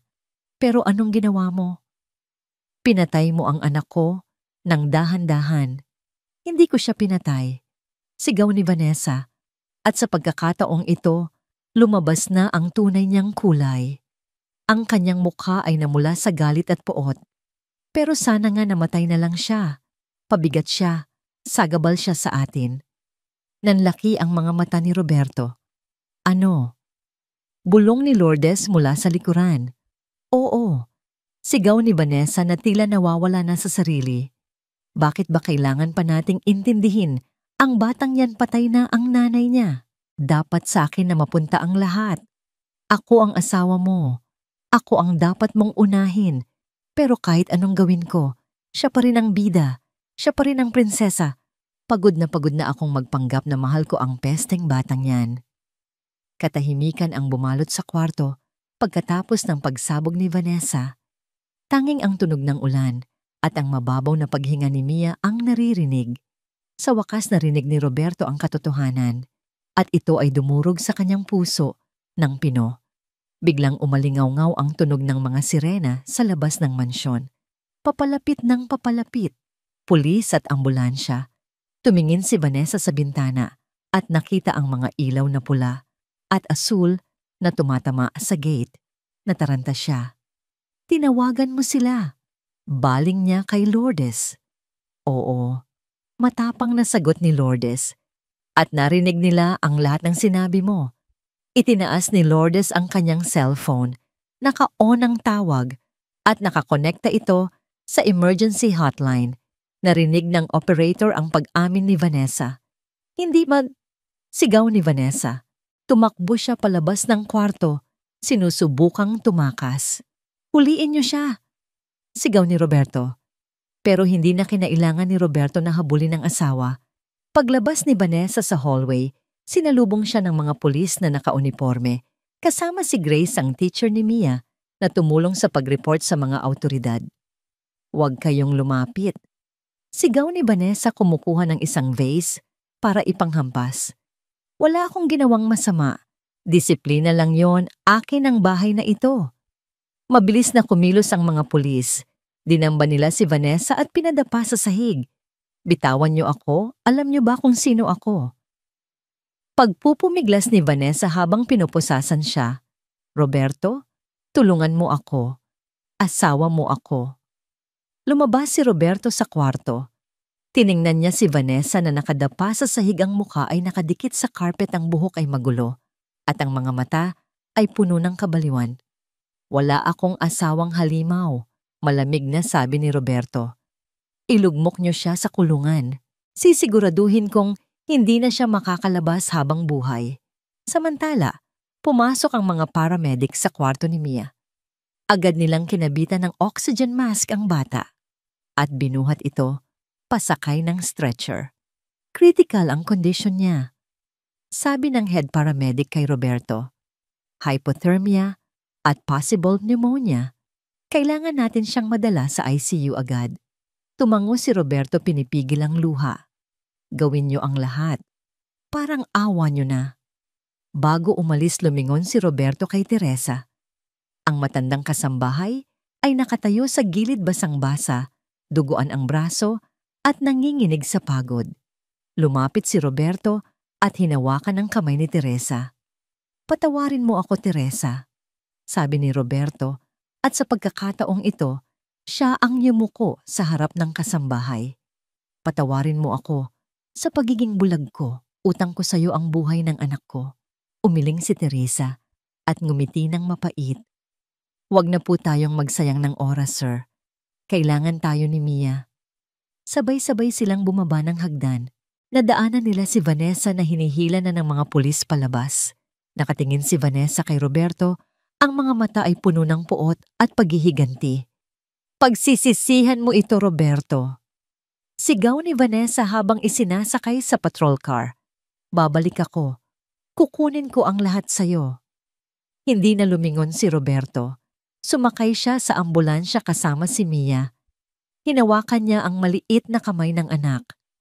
Habang umaandar ang ambulansya palayo sa mansyon, naramdaman ni Roberto na natapos na ang bangungot sa loob ng bahay. Pero nagsisimula pa lang ang laban para sa buhay ni Mia. Sa labas, unti-unting tumitila ang ulan. Ang bagyo ay lumilipas na nag-iiwan ng pinsala at pagkawasak. Pero sa gitna ng dilim, may isang maliit na ilaw ng pag-asa. Si Mia ay buhay pa at ang kanyang pamilya ay buo na muli para ipaglaban siya. Ang amoy ng gamot at alcohol ay humalo sa malamig na hangin ng intensive care unit. Ang tanging naririnig sa loob ng kwarto ay ang maindayog na tunog ng heart monitor na nakakabit sa dibdib ng maliit na bata. Nakaupo si Roberto sa gilid ng kama, hawak ang kamay ni Mia. Ilang araw na siyang hindi umuuwi, hindi naliligo, at halos hindi kumakain. Ang kanyang mga mata ay lubog at nangingitim, tanda ng walang tulog na pagbabantay. Sa wakas, pagkatapos ng 5 araw na pagkakakoma, gumalaw ang mga daliri ni Mia. Napatingin agad si Roberto. "Mia, anak." Dahan-dahang iminulat ni Mia ang kanyang mga mata. Malabo pa ang kanyang paningin at masakit ang kanyang lalamunan dahil sa tubo na tinanggal na ng mga doktor kamakailan lang. Ang una niyang nakita ay ang mukha ng kanyang ama, pero hindi ito ang amang laging galit o abala. Ito ay mukha ng isang amang takot na takot mawalan. "Daddy?" Paos na bulong ni Mia. Bumagsak ang luha ni Roberto. Yumuko siya at hinalikan ang kamay ng anak. "Diyos ko, salamat. Gising ka na. Nandito si Daddy, anak. Ligtas ka na." Sinubukan ni Mia na lumingon. "Nasaan po? Nasaan po siya?" Alam ni Roberto kung sino ang tinutukoy ni Mia. Ang takot sa mga mata ng bata ay tumagos sa puso ni Roberto. Wala na siya. Madiin na sabi ni Roberto. Nasa kulungan na si Vanessa. Hindi ka na niya malalapitan kahit kailan. Pangako yan. "At si Yaya Teresa?" tanong ulit ni Mia. Bumukas ang pinto at pumasok si Teresa kasama si Tita Lourdes. May benda pa rin si Teresa sa braso at may pilay ng bahagya sa paglalakad dahil sa naging sagupaan nila ni Vanessa, pero ang ngiti niya ay abot hanggang tenga nang makita niyang gising na si Mia. "Nandito ako, anak," sabi ni Teresa habang lumalapit at hinahaplos ang buhok ni Mia. "Hindi ba nangako ako sa'yo, hinding-hindi na kita iiwan?" Napaluha si Mia at pilit na inabot si Teresa para yumakap. Sa loob ng kwartong iyon, naramdaman nila ang simula ng paghilom. Lumipas ang 2 buwan.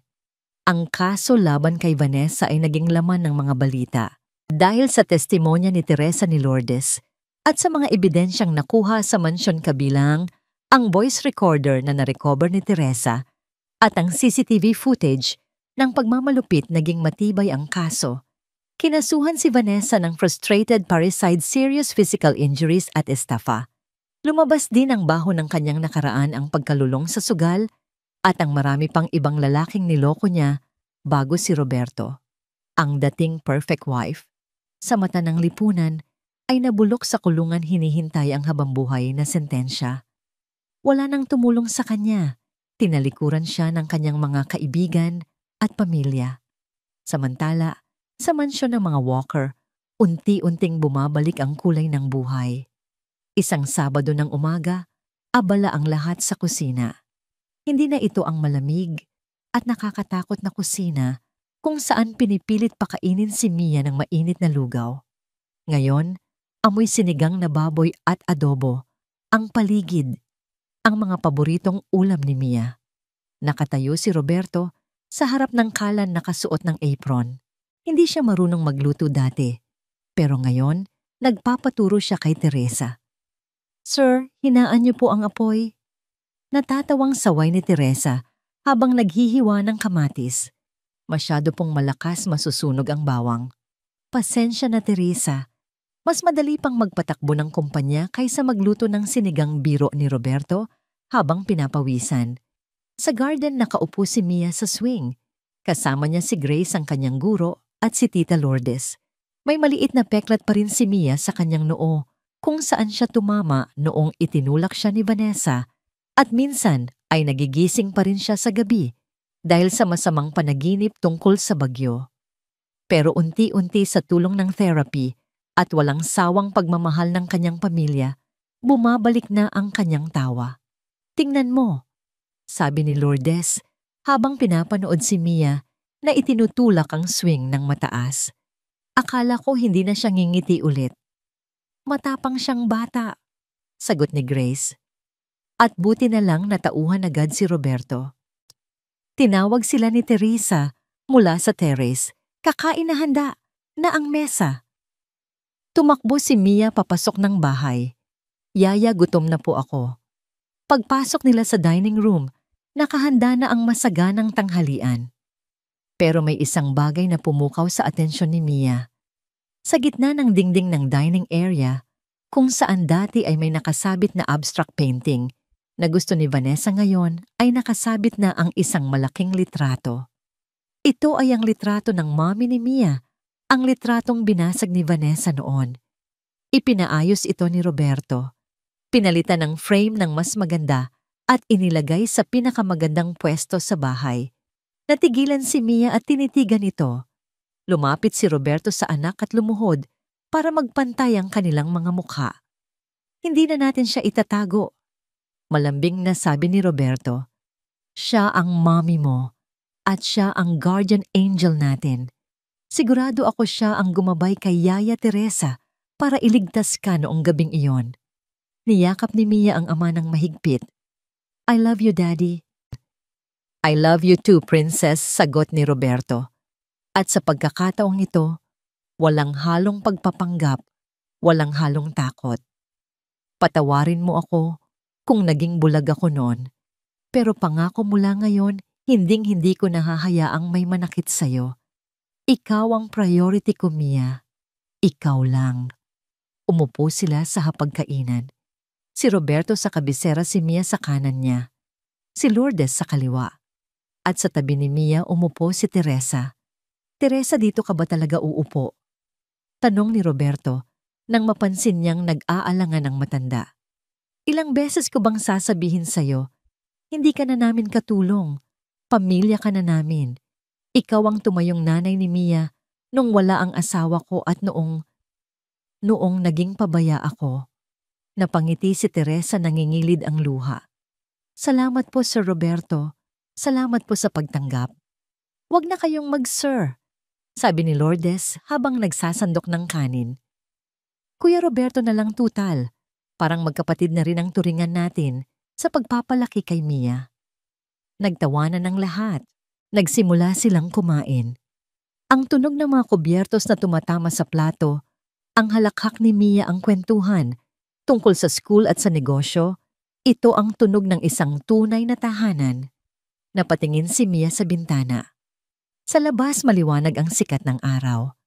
Ang mga puno na halos matumba noong bagyo ay nakatayo pa rin, may mga bagong dahon na sumisibol.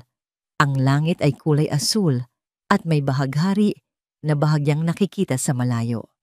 Naalala ni Mia ang takot noong gabing iyon, ang lamig, ang dilim, ang sakit.